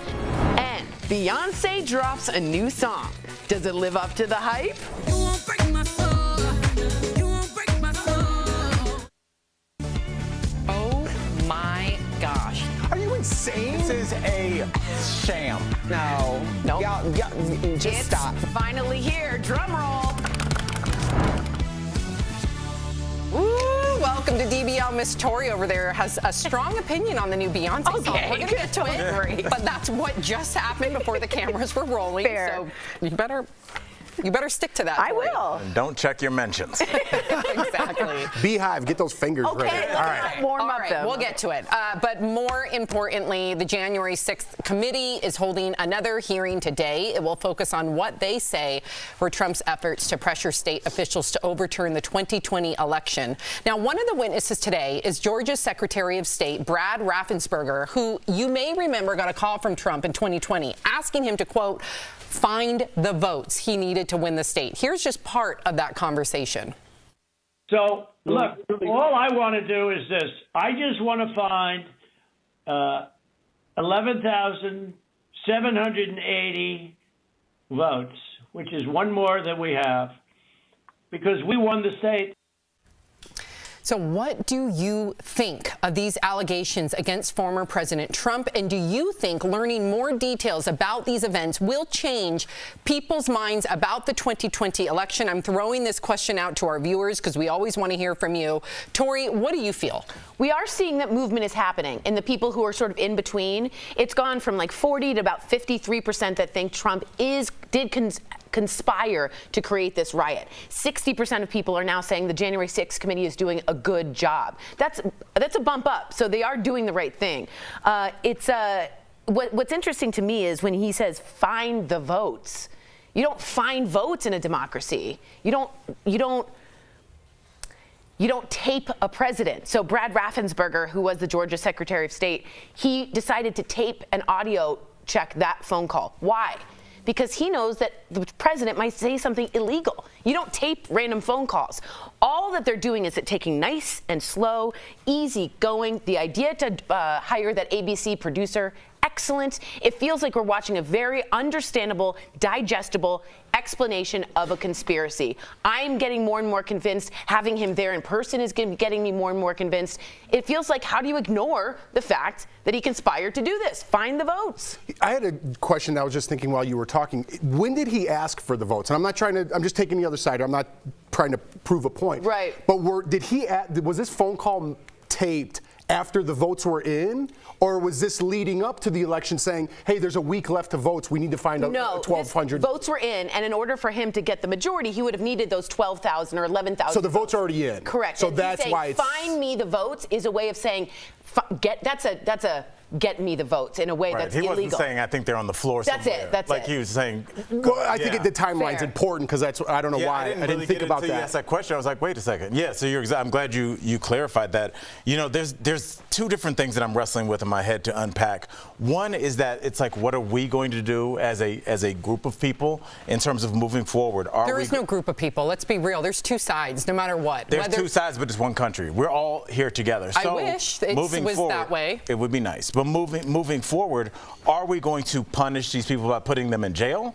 Is there going to be punitive damages? Are we going to make an example out of these people, like this is what happens? Because in other countries, the fact that these people might go to jail would be best case scenario. Let's be honest. So if we do nothing, we're also making a big statement that that's okay moving forward. So we are going to risk ostracizing a lot of people if we do put people in jail. But if we don't, Sammy, where's that going to put us? Then if you don't do anything. There needs to be a precedent. I don't care if it's a Democrat or Republican. I really don't. I know people don't believe me when I say that. I want people to be held accountable. I'm sick of our politicians across the board not being held accountable. They serve a different type of rule than we all do. And that, to me, is a huge injustice. You're exactly right. They work for us, but they don't. They work for themselves. But I really want to get this in because I think it's highly important also. Speaking of the January 6th committee, one of the Republican members of the committee, Representative Adam Kissinger, was on ABC this week, and he revealed a threatening letter that was sent to his wife at their home. This goes to what we were just talking about, right? Like these two dire sides. So this comes after he said that Trump should be criminally prosecuted. Take a look at what he had to say. This threat that came in, it was mailed to my house. We got it a couple days ago, and it threatens to execute me as well as my wife and 5-month-old child. I've never seen or had anything like that. It was sent from the local area. There is violence in the future, I'm going to tell you. And until we get a grip on telling people the truth, we can't expect any differently. So, Tori, Representative Kissinger also posted the letter online, and it says, quote, that pimp you married not only broke his oath, he sold his soul. Although it will take time, he will be executed. You and Christian will be joining Adam in hell, too. Tori, is violence taking over politics? Yeah. And I think I'm going to just straight up say the former guy who I called Trump really allowed violence to become a currency. It was helpful to him to have a riot, to have a mob. January 6th, to me, came from that incitement. And ever since that, the doors are open for bad behavior on planes, bad behavior for customer service, bad behavior on that. That's fascism. We don't execute people for votes. We don't do that. Kinzinger is a model of a compromise. He's a moderate, right? He's not going to run next year because I'm not saying why he isn't said why. So then you can say that it worked. And this is what happens, Tori, when you allow things to happen as a society. We're talking about January 6th, but like let's not be prisoners of the moment here. When we start talking about Charlottesville, right? The white nationalists there that killed Heather Heyer and in an act of terrorism, driving that car down the street, they are the armed wing, de facto wing of what the rhetoric is coming out.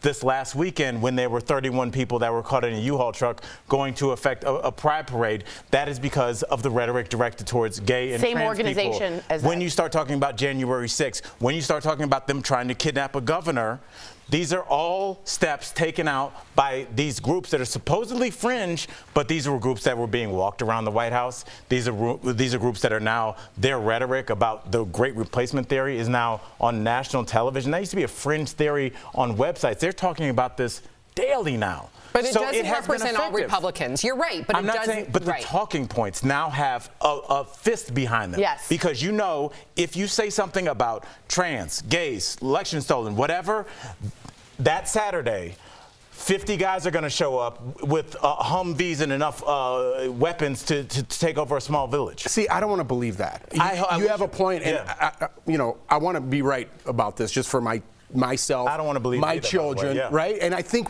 these are very fringe, very extreme, and we know about all of them now because of the internet. So every single time someone sends a letter like this, the whole country, 330 million people know about it because of the internet, right? In the past, we didn't know about it, right? No one's going to put that in the paper. I want to believe that the country's good, right? I want to say 80% of the country, Democrats or Republicans, are good. It's these fringe people on the outside. That's all that gets coverage. The media, social media, that's the only thing that gets covered. It's effective. Like Kinzinger is leaving. I don't know why. But we have to be able to speak our voice, right? Whether it's a good take on something, Tori, or a bad take. Someone out there is going to agree with me or they're going to agree with you. It doesn't mean I should get a letter sent to my family. My family has nothing to do with what I do with my kids. You shouldn't be attacking Supreme Court justices.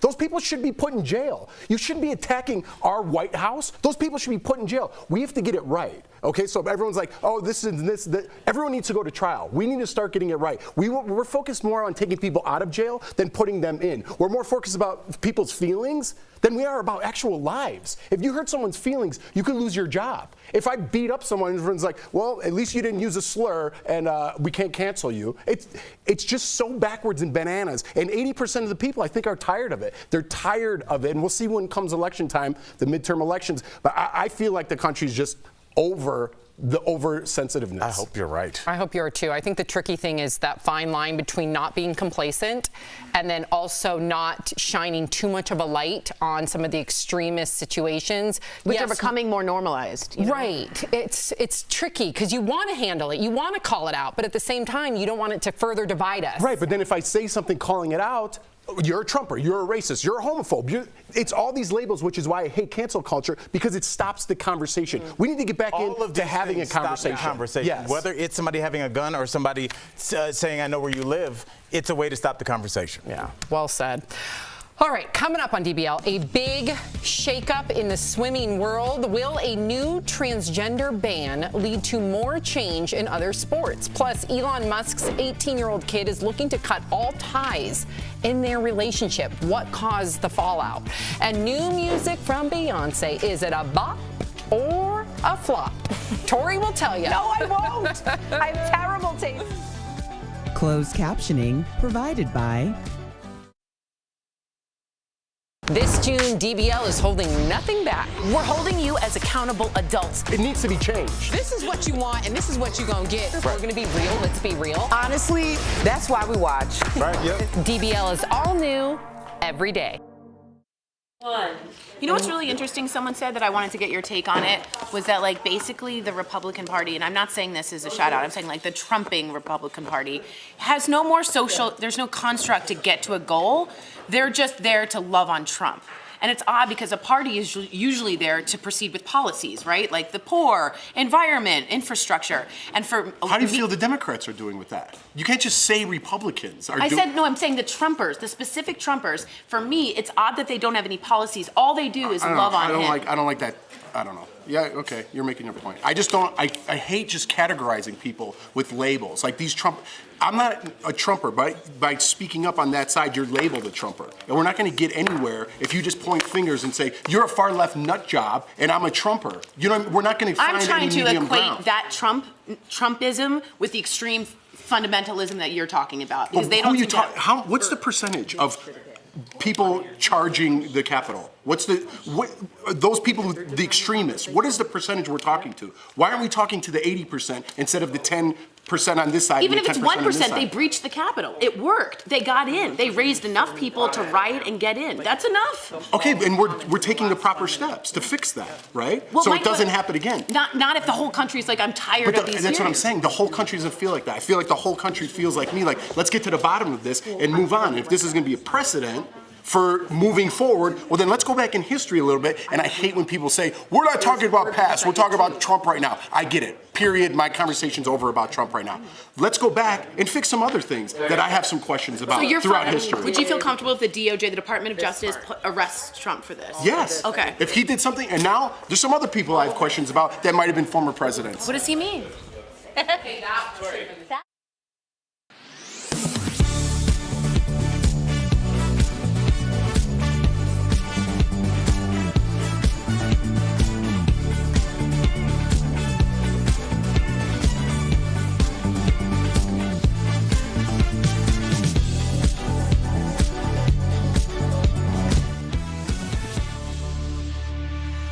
Welcome back. There are new rules about transgender athletes competing in the pool. Swimming's governing body, FINA, has voted in favor of a new policy that will eventually create a separate open category for trans athletes, but they will allow some trans women to compete in the women's category if they can, quote, establish to FINA's comfortable satisfaction that they have not experienced any part of male puberty beyond the second stage or before the age of 12. This effectively means swimmers like Leah Thomas would not be allowed to compete in the women's category. DBL Nation, we gotta hear from you. We know this is a hot button topic. What do you think of these new rules? Should trans women be able to compete in women's sports? Yes or no? Go to dblvote.com to weigh in. What are you thinking now? Well, I'm thinking that I like where this is headed in terms of like trying to find a place that's more equitable for everybody. I just wish that we used the phrase pilot program, because pilot gives us room to wiggle around. When you start having hard rules, when we haven't really established, especially like because people's puberty will hit differently, I think some of this is going to be opaque. Some of this is going to be gray. And we have to learn to deal with that as adults, because as soon as a rule is set, there's this thing inside of everybody where we want to unpack tiny details like, well, what about this? Everything's not going to be perfect. But for the most part, establishing some boundaries in terms of making it as fair as possible to somebody that was a Division I swimmer. And I do want to hear from you, Sam. I'm on board with that. I think everybody just wants as fair a playing field as possible without demonizing a group of people trying to live their truth. I'm sorry if I sound like a politician. That's how I feel. I always get beat up for my comments because my default is always inclusion, and I don't think that's always fair. It's just not, right? I don't know enough of the science. I would want to make sure if Sophie was swimming that it was fair. All the people with the blood, sweat, and tears in those pools, I know how grueling that is. 4-6 hours a day, 6 days a week. I get it. So you do want it to be fair.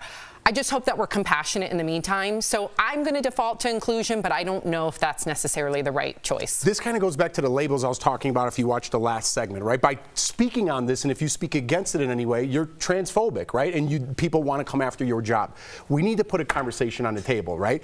This woman specifically won by 2 pool lengths, okay? Something's wrong there, right? When Sammy Sosa, is that an extreme amount, I'm assuming? Well, it was a 500, I believe, which it's not as close as a 50-yard free or 50-meter free, and it wasn't the top swimmers in the world. But yes, to your point, there seems to be a disadvantage there. And yes. when Sammy Sosa and Mark McGuire were hitting baseballs to the moon, right, there was a disadvantage there from whatever they were taking. Yes. Puberty is an advantage for trans women. I want to find inclusion for them. It's Pride Month. We should stick up for them. I want everyone to find their truth. And that sounds very politician-y, but it's the truth. I'd rather have someone honest and tell me who they are than be a phony baloney the whole time. Absolutely. I just said phony baloney. But no, I really, I don't think it's fair. I will text you that tonight at about 10:30. Because I don't think it's fair, because we're only talking about men transitioning to women. There's not a problem on the other side. And I'm not saying there's no room for trans athletes, but like Al said, we're just at the beginning stage. We need to find an answer. And just because you're not for it doesn't mean you're against the whole movement. Right. Listen, we can handle it with compassion, right? Easier said than done. I know. All right, final vote. I feel a shift, though. I think I do, things are too? different. Yeah, That's I good. don't think people are just like pounding the table now. I think people are like, let's figure this out. 14% say yes, should trans women be allowed to compete in women's sports. 86% of our viewers say no. Coming up on DBL, Elon Musk's 18-year-old kid is looking to end their relationship. We'll explain why next.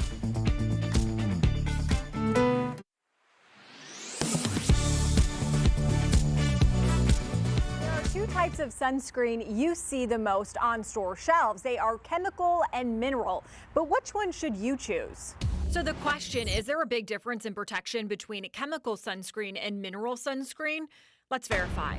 Our source is Dr. Alyssa Daniel, a dermatologist with Novant Health, physician assistant Becky Vaglia with Novant Health, and the American Academy of Dermatology. The American Academy of Dermatology says chemical sunscreen works like a sponge, absorbing the sun's rays and is easier to rub into your skin. It usually contains these active ingredients, while mineral sunscreen works like a shield, sitting on the surface of your skin. However, it's harder to rub into the skin. It contains less active ingredients. There's not really a question of one versus another being better or necessarily safer. It's which one, honestly, for me, patients are going to want to apply. Dr. Daniel says mineral-based sunscreen works best on kids and people who have sensitive skin. There are some skin conditions, especially if patients are dealing with problems with pigment, that I do prefer more of the mineral blockers. Vaglio tells us there is some controversy surrounding chemical sunscreen and if it has an effect on your body,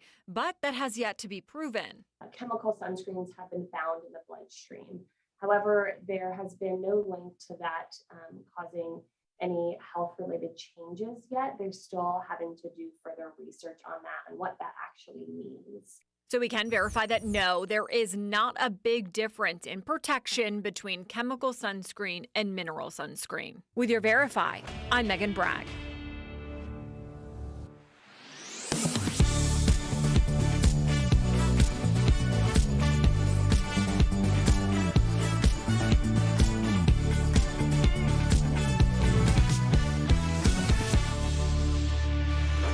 Welcome back. One of Elon Musk's children has decided to end their relationship with the richest man in the world. The 18-year-old, who was born as Xavier Musk, came out as transgender and legally filed to change their name to Vivian Wilson, taking her mother's last name, saying that gender identity was a reason. But that's not all. Vivian also said in her court filing that she wanted to change her name because she doesn't want a relationship with her biological father anymore. Musk has said he supports the LGBTQI plus community, but he's made homophobic and transphobic comments in the past like these. He hasn't commented on Vivian's legal filing, but Vivian's mom and Elon's first wife, Justine, has said that she is proud of her daughter. This all comes after Vivian's 18th birthday just days ago and 2 days after Father's Day, when Elon tweeted, quote, "I love all my kids so much." Why would you need to tweet that? That's okay. I would never tweet that. We don't need to decipher that tweet. I don't know. I think that's just a strange thing. From the honest perspective from a parent, I think that's very strange to tweet. I find Elon Musk a very interesting character because I can't really tell, and I was telling you guys before, if he's just fully trolling all of us. Because he says he's for LGBTQ, and then he's for Ron DeSantis and the Don't Say Gay bill. He says he's for one thing, and then he says he's very progressive on this and very, very, very conservative on the other. And it's like, to me, he's like a Bond villain where he's just like, how do I mess up the world today? And so to me, it's very uncomfortable to see that his children also don't find a stability there. One child. I don't know if I like him or I don't like him. Is it okay to have duality of thought? Yeah. I think that's me. But that's not from what we just saw about the tweets about him saying he's homophobic and this and that. What if we really don't know what's going on? That's the truth of it. You're saying, can you say I'm for the LGBTQ and pronouns suck? Is that what you're saying? You like both? I see. And the bill, throw all of it in there, right? I see. So like, we're judging him on one thing, right? Obviously something's wrong there because to have your son or daughter want to break up with you at 18, there's bigger issues going on than homophobic or transphobic, which is a big issue. I don't know what I would do. Maybe a tweet, I love all my kids. I wouldn't know what to do. Maybe that's kind of like a knee-jerk reaction. But the thing is, Jeff, you wouldn't tweet that, Jeff. You would go say it to your kid. Yes, absolutely. And that's the difference. I think that he lives online. I see your point. I think that he lives for the fame, and he doesn't have to. A lot of people have to be online for their job. A lot of people have to be online to feel relevant. He doesn't need to do any of this. He's bringing the world into his life, into his the names of his children, and these are very personal things. Even tweeting out, "I love all my kids," is a very personal thing. And the fact that he seems to be doing all this kind of stuff that seems like it's letting the world know how he feels. Clearly, his 18-year-old doesn't know because they have no interest in going further with them anymore. So something happened. And unless we want to keep talking about his tweets and what he said on Rogan, who cares? This would be a detonation of my world, of my universe. There's no coming back from this. So the fact that he's still like, yeah, it's weird. My 18-year-old, I'm like, I'm glad you're so cash, bro. I don't know if I could do that. We have not heard comments from him yet. Perhaps he is devastated. But to your point, I would feel like the biggest failure if Sophie or Miles emancipated themselves from me. At 18, like as soon as they turned 18, peace, bye. Their first adult decision. Right. Their first decision. Is it possible to be Elon Musk and have that normal family life? He comes with a lot of baggage. I mean, I'm just spitballing. Right. I was like, he does come with a lot of baggage. And I also think, what if he were, some people say, a bit on the spectrum? I love my kids so much, might seem a little cold to you, but maybe that's how he's responding through technology. Interesting. Maybe. Wow. I mean, he's never, has he said he's on the spectrum? We're just giving There's him thoughts and questions about it. Dude, he's building a spaceship to Jupiter. Dude. Let's hope. Something's up. Handle business on Earth first, bro. Coming up on DBL, Amber Heard is spotted shopping at a TJ Maxx. Is she on the hunt for bargains or on the hunt for attention? Promotional consideration is brought to you by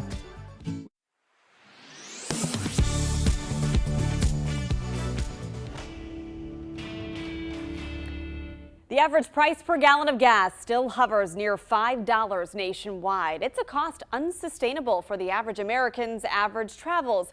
So what if a super simple hack could shop the burden at the pump? Viewer Janice Sumner shared some ways to save per, quote, the experts. The top tip is to fill your tank late in the evening in the coolest part of the day. So is it true filling up in the coolest part of day saves significant money on gas? Our sources are Consumer Reports and Gas Buddy head petroleum analyst Patrick DeHaan. It's basic physics. When gas heats up, it expands. So because gas is denser when it's cooler, theoretically, you'll get more energy per gallon if you fill up in the coolest part of the day. That's accurate, but DeHaan explained the change is minuscule. Gasoline is more dense when it's colder, but a lot of stations temperature correct on both sides, meaning when the air temperature is above or below a certain threshold, their pumps are calibrated to take into consideration the temperature differentials. And by the way, we're talking about, basically the equivalent of very small, drips. This isn't going to be a noticeable thing.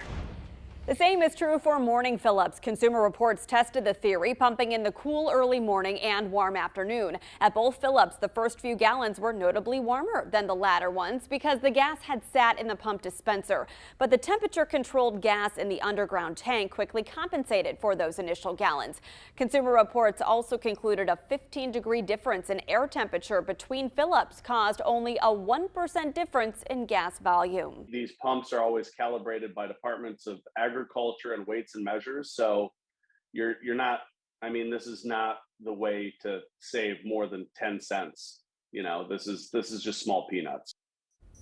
We can verify no, filling up in the coolest part of the day, morning or evening, won't save you much money on gas. It's likely not worth chasing costs to fill up at certain times, especially if you are making an extra trip to the gas station.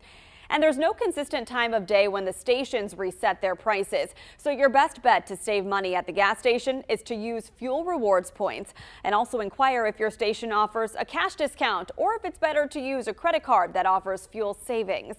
With your Verify, I'm Megan Malaris. Researchers are seeing a drop in substance abuse among young people. But what's behind the decline? Let's connect the dots. During COVID lockdowns, addiction specialists noticed a disturbing trend: more adults turning to drugs and alcohol. So researchers at West Virginia University wanted to see if young people were experiencing the same spike.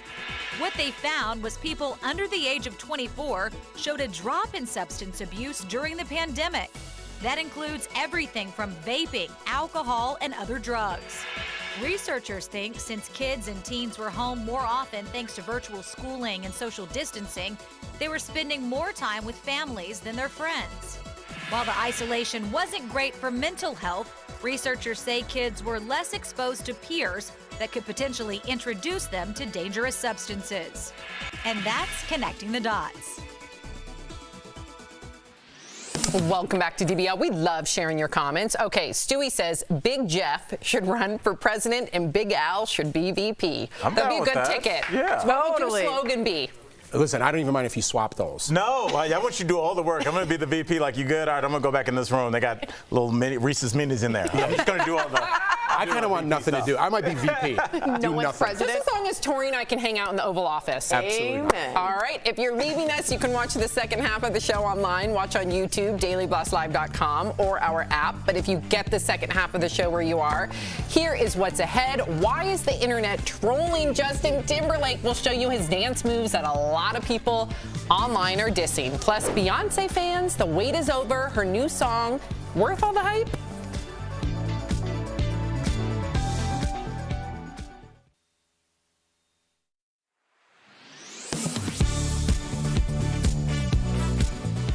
Since the COVID-19 vaccines became publicly available, American vaccine distribution sites have received nearly 690 million doses nationwide.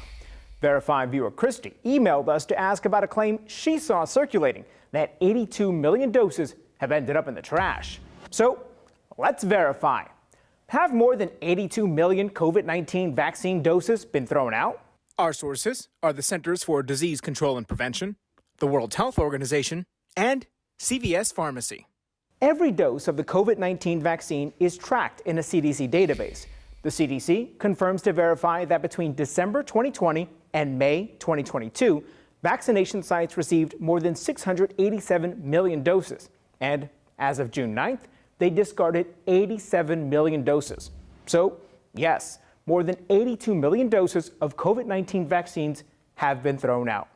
This is because CDC guidelines require that when a vial of the vaccine is opened, which can contain up to 15 doses, it must be used within 2 to 12 hours of opening. So if there aren't enough waiting recipients, the leftover doses get thrown out. CVS, the nation's largest pharmacy, administered about 1 in every 10 doses in the U.S. and reported throwing out nearly 13 million doses. If you tally up all the vaccination sites across the country, about 12% of all doses ended up in the garbage. While that may seem high, the World Health Organization says it's actually in line with their projections for large-scale vaccination campaigns involving multi-dose vials. With your Verify, I'm Brandon Lewis.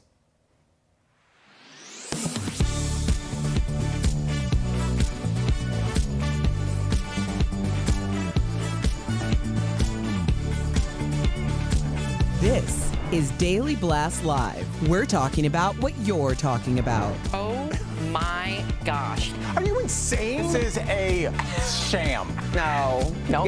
Just It's stop. finally here. Drum roll. Hold up, oh baby, baby, you won't break my soul. You won't break my soul. You won't break my soul. You won't break my soul. Everybody,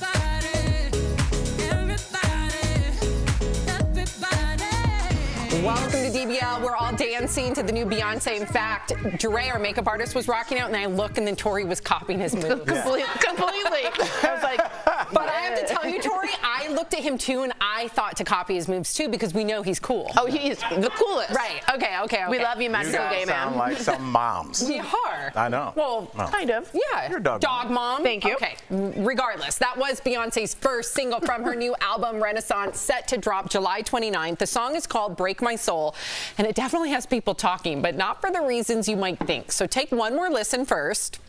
I just fell in love, and I just quit my job. I'm gonna find no drive, damn, they work me so damn hard. Work by 9, then off past 5, and they work my nerves, that's why I cannot sleep listening to those lyrics, people on social media joke that this new single could be responsible for people quitting their jobs. One fan wrote, "The Bayhive about to triple the unemployment rate. They won't break my soul. Release your job." Another wrote, "Very excited for the people who are going to cite Beyonce in their resignation letters." Okay, Tori, so first tell me what you thought about people using Beyonce to quit their jobs, and then what you thought of her song. Be honest. No, flip that. What did you? I don't love like house music. So, I know. You're allowed to have an opinion. I respect like really simple pop. Like I have such bad musical taste. Like really terrible. Like Taylor like Swift. what you like. I really like Bleachers. I love, yeah. And so to me, it feels very repetitive. But I think that's the part of that type of music. So it's not for me, but it's like prosciutto. It's for someone. What do you think about that? Someone doesn't like prosciutto. Do you? I don't like prosciutto. Everybody. I don't like prosciutto, but I like that song. I'm gonna totally dance to it in my car. What do you think feeling about the lyrics? Because I Maybe thought that was tone down the interesting dancing a little bit. At a stoplight, Sam's like, mom car dancing. I'm digging it. She's going somewhere. I thought the lyrics were fun, but I do think that if someone needs a little push, you know, to take that leap, hoping that the net will appear, they might use Beyonce's song. What do you think? I think not only have people already started to do that, but, you know, they're saying that they're kind of teeing this up jokingly to, like, say, Beyonce's going to make people quit their jobs. But I think this has been coming for the last 30, 40 years. It's the anthem. I think the people that are fans of Beyonce now watch their parents get worked to death and have very little to show for it. Wages are stagnant. You go to work. You know, my car was stolen, so I've talked to a lot of people at like body shops and things like that, and people are just like, everybody's super rude. And I think a lot of people at the airport, I talked to, and they're just like, everybody's very rude. And I think a lot of people are like, maybe instead of just being treated like a dog at work every day for 25 years, maybe I'll drive Uber a third of the time. I'll sell the cupcakes, you know, out the house, and I'll do one other thing, and maybe make 3 side hustles your job. So every day when you go to work, somebody's not calling you a dummy, because that's what's happening at work. And I think people are tired of being abused. I see it every week at the airport. Jeff, you said it one time. You said you almost said something to somebody that was talking to an employee of somewhere, like server. Yeah, a server. People talk crazy to people, and I understand people like, this is not worth the money. Right, and I think, listen, I see inspiration in it, right? Yeah. So, but I also see the other side. We've all moved out to California, kind of needed something to push us and give that jump. I think that's what Beyonce's intention is in this song. Mm-hmm. But I also see the other side of people. People these days are very entitled, right? And it's everyone, it's your fault, it's not mine, and I should be here. This is why I'm not here, because it's your fault. And those people that listen to Beyonce, they don't have that drive inside them. They're looking for one more excuse to have the world be against them. So I am a little scared. I don't think the unemployment rate's going to rise because of this song, but how you interpret that these days, I take that very serious. I think it resonates with people. I think a lot of people are ready to take the next step. And I know for myself, when I was deciding to become a professional comic, there was a song by Jay-Z, and I used to listen to it driving. Gave you the push? Yes, because I was still a middle school teacher. I would be tired because I would work all day. And in Florida, I would drive to Sarasota, which is away from Miami, an hour and a half across Alligator Alley, get across, so there's nowhere to stop, and I'd be exhausted. But I was like, yeah, and I just remember just thinking, like, listening to Jay-Z, I was like, when I take my hour special, I'm going to listen to this song, and I did. Manifest. When I did. So that's artists the difference, do push you to do the right thing. So that's awesome. That's what's up. I love that story. Yeah. Okay. You had something up your sleeve. I didn't. Oh, okay. I thought you were gonna be like, let's go around the horn. Do you have any inspirational songs? No. Because I had one in my pocket. Oh, you did? I could tell in your face. No, because I liked Al's story. What's your song? No, I'm not doing it. I was inspired by your story, and it's Al's moment. At the end, we're gonna hear Jeff's song at the end. We've actually done a segment on it. Oh, I don't remember. All right, so are Justin Timberlake's dance moves gone? Because he used to be a really good dancer. Well, the singer performed the Beat Ya Feet dance at a festival this weekend, and fans are questioning if he still has it. Take a look.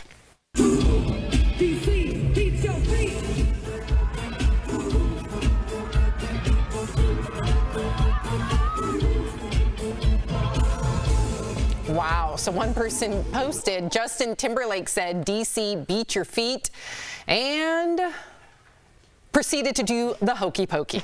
Another said, Justin Timberlake looks like a vice principal trying to have a dance off in the hallway with his students. That is so perfect. And let's remember, this is the standard we are used to seeing Justin when he dances. Tori, you're from DC. Did you want to see? I don't know if you're familiar with these moves, but this is the. Actually, I taught this for 5.5 years. Oh, then get your tushy. I'm just kidding. I'm just Get kidding. your tushy out there. Play it. Don't do Okay, it. here we go. Play Ready? it. Is this a red carpet What song? is that? Oh. Here we go. Here we go. Wait, hit your feet. Yeah, there you go. Wow. Watch your mic. Okay. Okay. All right. Oh. Good job, Tori. Good job, I guess Tori. we can't make fun of now we're Justin. going to compare it to the actual. This is the actual dance. The actual dance. That looks better. A little different. That's way cooler. So how did you feel? Do you think that Justin Timberlake lost his moves? Yeah, he better have. He's an older gent now. Yeah. It's time to hang it up. And this is what happens. Older when people can't dance when they get older? No, he's not like those younger. Their bodies are younger and Get out different of here. and move He's not better. 800 years old. He's like 40 But that something. shows you how difficult it is. There is a small window in your life when you can run track, when you can dance, We're not when you can asking do for all track. these kinds of things. And it's between like 12 and 26. You're usually retired by then. I'd say like No 32. way. In dude. terms- in terms still of- dance.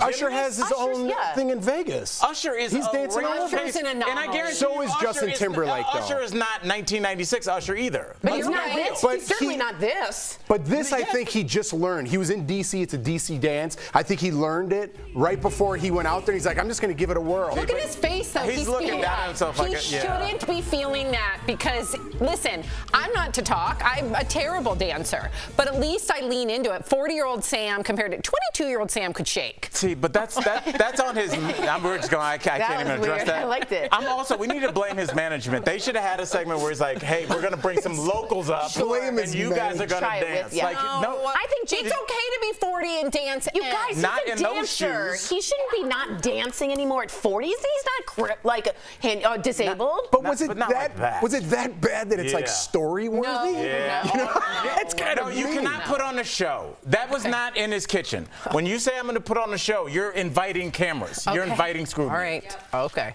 And those shoes. Okay. They look like Legos. So have you guys heard of sleep divorce? Well, it is a thing, and Carson Daly has been served. He recently spoke about his sleeping technique with his wife. Take a look. I was served my sleep divorce papers a few years ago, and it's the best thing that ever happened to us. We both, admittedly, slept better apart. Yeah. But now we've reconciled a little bit, so we're just sleep separated. So In the some nights same I'm in the bed. bed, some nights I'm on the couch or in the guest room. So Carson says he and his wife started sleeping in separate beds back in 2020 while his wife was pregnant with their 4th child. Ding, ding, ding, ding, ding. It's the kids. Yeah, because I don't have this. I don't Sam, know. do you? Yeah. Mark and I, 1,000% ups and downs with the kids. Sophie might have a nightmare. Miles might be more prone, especially when they're younger. Now Miles is 2, Sophie is 5. But there's definitely times where too many people in the bed. And Mark can't sleep, I can't sleep, so he'll go downstairs and sleep. It's not... You don't put your kids back in their room? Sometimes it just depends. I mean, sometimes at 2 in the morning, if Sophie has a nightmare, it's easier to have her come in the bed. Sometimes if, Miles is 2, he's really good. But in the beginning, sometimes it was easier But could this be a permanent situation, you think, where you slept in separate beds? I hope not, but I do think right now it's fluid and we just take it as it goes and we're surviving with 2 young children. And that shouldn't be a knock on our intimacy or our marriage. It is what it is. What do you think? I relate. I could definitely Same. relate to this, and it makes me happier. And sometimes the kid's happier, and sometimes our wife happier, right? Depending on the situation, the kids Sleeping will come separate, in you mean? very just, yeah, but let me fill in the context. Okay. Me and my wife hate each other, and we sleep separately. Go ahead, Tori, what are your thoughts? No, I didn't understand what you were saying. I was just going to repeat what Sam said, but go ahead. You seem very enthusiastic about I was this conversation. asking you a question, just a question. What do you think, T-Bone? I don't sleep alone. I sleep with Brooks, and it's important to me. But I guess I was judging. I was judging it. I think there's a lot of Great issues take. that No, I was just asking you a question. I feel like we're also not factoring in that there's like a lot of couples, I'm not trying to be funny, have serious snoring issues. Like that's a thing. Yeah. Some people have issues with their Sleep septum, but apnea, like yeah. it's a real thing. And I think a lot of people, if you're a person who's sensitive to sound or somebody's getting up a lot in the middle of the night, I think like this is more common than you think. Getting a good night's sleep is one of my top priorities because I'm a huge. much better person. So kudos to them. Absolutely. Do what you got to do. Okay, so if you ever wondered what grosses out Faith Hill, We have the answer. She spoke about it when talking about her show 1883 during a recent interview with Courtney Cox for Variety. Take a look. To be authentic, people had to grow their hair under their arm. It began a few months before we started filming, and I don't laser, but I wish I may now, so I never have to do that again, because I can't even imagine it. It was really grossed me out, I have to say. So Faith went on to say that she respects the women who choose not to shave, saying it's just not for her. What grooming habits could you not live without? Tori, starting with you. Could you not live without? Could you go without shaving your armpits? Could you go? I prefer to shave, but I'm also like, I have to say that I'm not judgy at all if you want to do that. And in Europe, it's a completely different take on it. Hair is very different in terms of how we adapted as Homo sapiens, if you want to go all the way back there, for protection against dirt and the environment. So I'm just saying, it's very relative, and it's all what's in trend. So I'm fine with it, but I prefer to be more aerodynamic. I didn't know Homo sapiens. Homo sapiens entered the conversation, huh? Hair evolved and became what it You're meant. right. It kept us warm. It kept you warm. It kept you safe. It kept you. Yeah, it was. Yeah. Jeff, what about you? Like, you're always clean shaven. Would you I like ever, the manscape. Would you ever not manscape, or do you need that in your life? I like it. Okay. I like it. You know what I mean? And I like my wife to do the same. And that's okay. And that's okay. That's but, okay. you know, like if you have an opinion, again, everyone judges you. I'm not a big fan. Sexually, I don't know. I'd be like, what's going on? What's happening? Yeah. Are you auditioning for a movie? Yeah. You know? Are you going to be in 1883? Anything you would not get rid of? I wouldn't. This sounds super weird, but I love to floss. Does that count? Oh, yeah. I love it. I like the way it feels. He likes to poke his gums, he said. Yeah, I don't know what that little thing is. I have those little weird hooks that look like Ys with the string in between. Just like the Homo sapiens. Yes, that evolved. It evolved from They old used to school use floss. pieces of hair. Yeah, did they did. really? Yeah. Wow, how did you know No, that? they didn't. What? Sam said it. You were so confident. Maybe they did, but I love that Kelly Schuberth immediately had my back. I love you, Kelly. You're a ride or die over there. But I could have been right. Coming up on DBL, Amber Heard is spotted at a TJ Maxx. Did losing in court cause her to change her shopping habits? No, but I've done that. Closed captioning provided by. And I said, This June, DBL is holding nothing back. We're holding you as accountable adults. It needs to be changed. This is what you want, and this is what you're gonna get. If we're gonna be real, let's be real. Honestly, that's why we watch. Right, yep. DBL is all new every day. Great, Sierra. I was standing by you the whole time. Tori, do you have any other weird grooming things? Because for me, I also like the tongue scrape. I like the He tongue likes a lot of oral things. Oral fixation. Ooh. You like a lot of like stuff to be clean, make I sure like it's my in mouth there. to Your be mouth to clean. be like Yeah, fresh and it's clean. important. He used to when he used to, and you don't do it anymore, now you're gonna start again. Drop his little flossies in my coffee cup every single time. Yeah, that's. Do you remember that? Oy vey with this disgusting. Was I doing it that much? Oh my god, it was constant. Yeah. No, I would throw them away. No. That has a big. They were everywhere. Everywhere, Al. Really? They were everywhere. All right. I love to get it. 3 separate sources corroborate like that. Everyone is saying, Tori, what's wrong with you? Oh, are you guys talking about my Beyonce take? I You know could I've have read that any day. That's an evergreen tweet. Oh my God, Wait, Brandon Allen says the heel crust has to go. What does that mean? The heel? When your heels I just crusty? got a deluxe pedicure because at mine I had to work on. I didn't know. I used a thingy though, a cheese grater in the shower. It's the very. cheese grater's not good. It didn't help at all. So the cheese grater, as good as it is, freaking instantly the cheese grater ends up your heel will produce more calluses. Yes, you know. Don't do the cheese grater. She always does the cheese grater at the pedicure. And gotta by get week the cheese 2, does grater. it start to get callousy again? Yeah. Maybe a pumice. Why? What's your solution? I do pumice, and I use Aquaphor at night under socks. I have Aquaphor under socks, I'm all over soft that. Feet, Pumice. baby soft How do you feet. say Sam pumice? I just use like a pumice stone or a file, like those like You don't know what a files. pumice No, I didn't know how to pronounce it. Is And it then I do pumice? Aquaphor on my heels. Pumice. Yeah. Aquaphor is good. I have very baby soft feet. You do? But it took how a my while makeup because I used to do the cheese grater. Oh man. Oh no.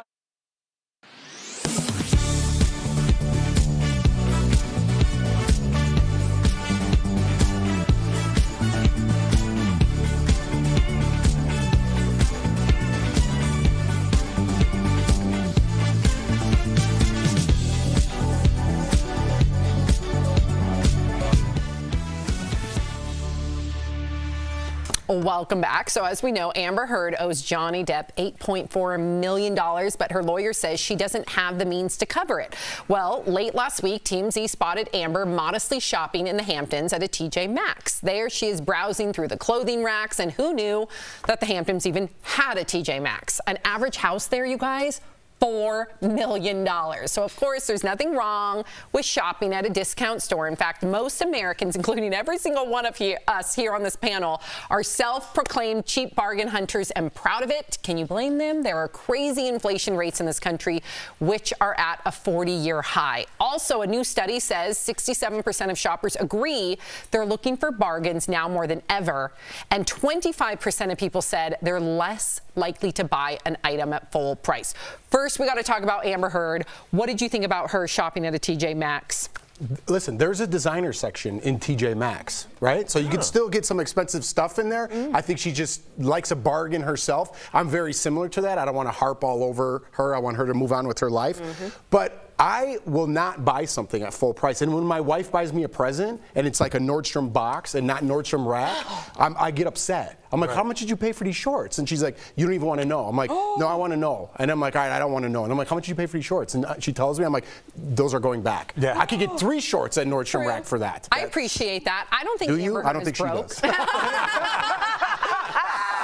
Amber Heard ain't broke or she's just not using her money appropriately. Yes, she's shopping at a discount store, but we've all had to hustle. We all know that when we can't make rent in the past, we've all had to go sell our clothes, sell whatever you have in order to make rent. So do you really think that she should be shopping? I mean, I guess you don't have to judge that. Right. I don't know. I was pretty hard on Amber, and I'm like, I don't really care that she went shopping with her sister. But I will say this. Man, do I like a clearance section at a discount store, because then it's a bargain on top of a bargain. I love the red tag that says clearance in the distance, like a sunset on a sailboat, and I'm just drawn to it. And I just love knowing it's $10. I go to Poshmark, ThredUp. You really can find some good deals these days. Poshmark really. is unbelievable, especially because Fantastic. everything's current. If you're at like a Steve Madden, you find a pair of shoes you love, Google it. Google it on Poshmark. It's there for half the price. I'm not doing that. Why? Because I like to do everything in store. I don't want to touch my phone at all. Whoa. When I'm walking around a Nordstrom rack or a Marshall's, that's my time. That's daddy's time. Oh, I get that. I can walk around. Daddy's I'm time. not on my Okay. phone. Yep. Okay. I have no earbuds in. I just listen to whatever song is playing, and I try on jackets. I see what colors I like. It really is like, I realized when I was there, because I've heard people talk about like Home Goods and Marshalls. That's like our mall now. Target is like, if you think about Target, there's a Starbucks in there. You walk around, you're really just get a there to look pizza. at things and people. It's old exciting. people mall. Oh, Yeah, it is. and So- that's what I do. I like walking around. I love it. I love the smell. I love the colors. I like Sophie it all. and I made a whole day. Jeff gave Sophie a gift card, and we made a whole day of it yesterday. So I said, Miles is staying home with Mark. It's going to be you and me. Got a little coffee at the Starbucks, walked What did she around, get? tried stuff on. She got like a mermaid Barbie, and she got like those LOL dolls. She got quite a few things. Thank you, Jeff. How much? You're welcome. How much extra did you spend though? Did you get other stuff? Because when I'm in there, I'm like, I came for one thing. I'm like, I could get a candle from those 2 people on TV, and hey, look, this pillow. Why not? And then I'm like, I bought a pillow. All of a sudden, it was a $200 bill. Yeah, and because everything's on sale, but you're like, I could use all this stuff. Quickly, what do you think about other people thinking Americans are cheap? Do you think we're cheap or just good bargain hunters? I think we're good bargain hunters. Me I don't too. think we're cheap. Yeah, I'm with you on that one. We'll be right back. Where'd you get that question from? It's on the car. I didn't know what that was. This.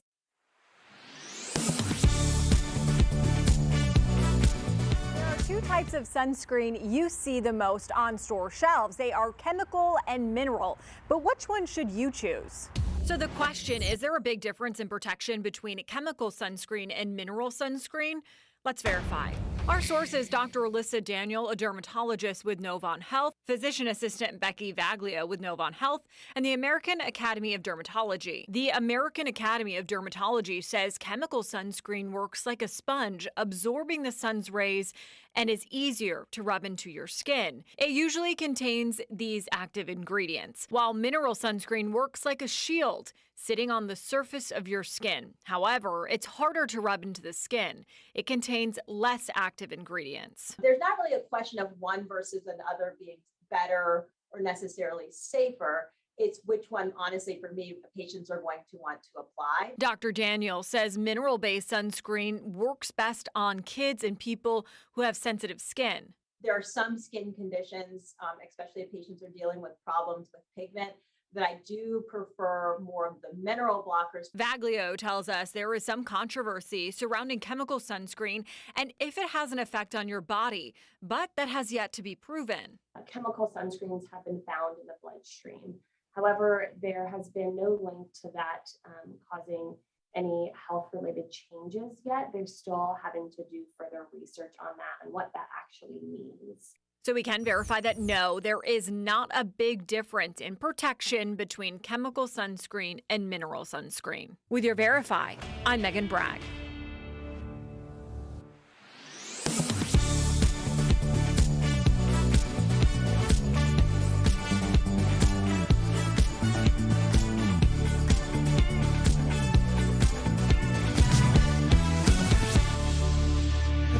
Welcome back. You will lose your AC if you don't pay up. That's the latest threat from scammers. It's time for a security alert sponsored by LifeLock.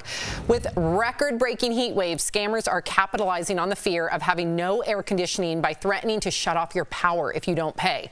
It starts with an unexpected call or text message demanding customers pay their energy bill right away or risk having their power shut off within the hour. If you get one of these calls or texts, do not respond. Reach out to your utility company to report the scam, and never, ever provide personal information to strangers online or over the phone. If your information has been breached, LifeLock is here to help. LifeLock keeps you and your digital identity secure from cyber criminals. Call 1-800-953-0836 or visit lifelock.com to learn more. We'll be right back. Promotional consideration is brought to you by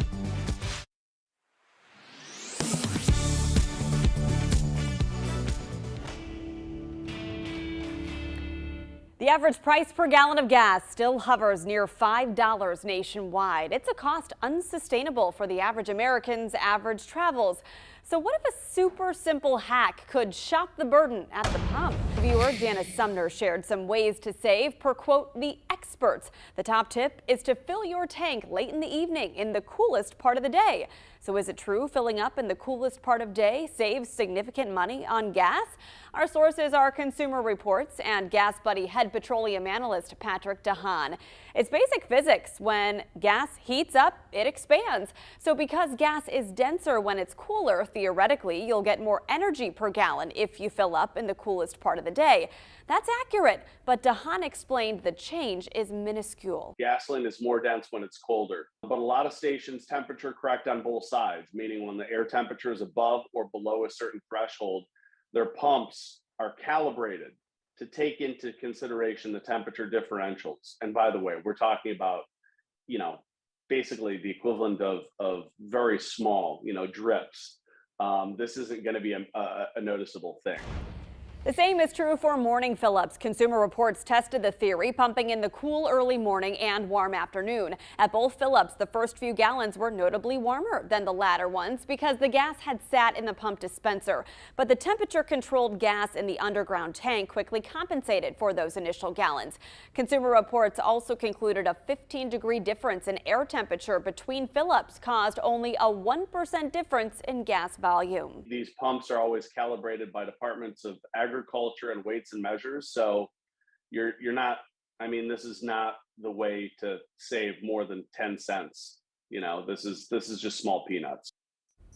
We can verify no, filling up in the coolest part of the day, morning or evening, won't save you much money on gas. It's likely not worth chasing costs to fill up at certain times, especially if you are making an extra trip to the gas station. And there's no consistent time of day when the stations reset their prices. So your best bet to save money at the gas station is to use fuel rewards points, and also inquire if your station offers a cash discount or if it's better to use a credit card that offers fuel savings. With your Verify, I'm Megan Malaris. Researchers are seeing a drop in substance abuse among young people. But what's behind the decline? Let's connect the dots. During COVID lockdowns, addiction specialists noticed a disturbing trend: more adults turning to drugs and alcohol.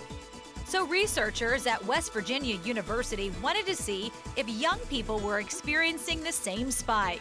What they found was people under the age of 24 showed a drop in substance abuse during the pandemic. That includes everything from vaping, alcohol, and other drugs. Researchers think since kids and teens were home more often thanks to virtual schooling and social distancing, they were spending more time with families than their friends. While the isolation wasn't great for mental health, researchers say kids were less exposed to peers that could potentially introduce them to dangerous substances. And that's connecting the dots.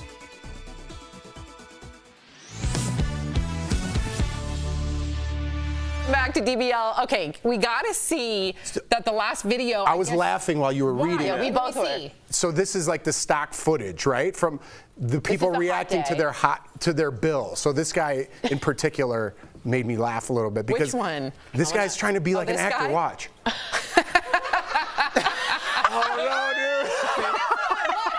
She's my favorite. Yeah, Three she's different good. reactions. But Range of emotions. These are jobs that you get when you first move to Los Angeles, Yes. and who knows where it's going to go. I apologize to that guy. No. Listen to Beyonce's song and keep reaching for the stars, What's your buddy. song, real quick? Mr. Jones. That was the one that inspired me. That was? I want to see the TV staring right back at me. I don't remember. I must have been gone that day. What was your song? I don't remember either. Won't Back Down. Oh, now I remember. What is this bill?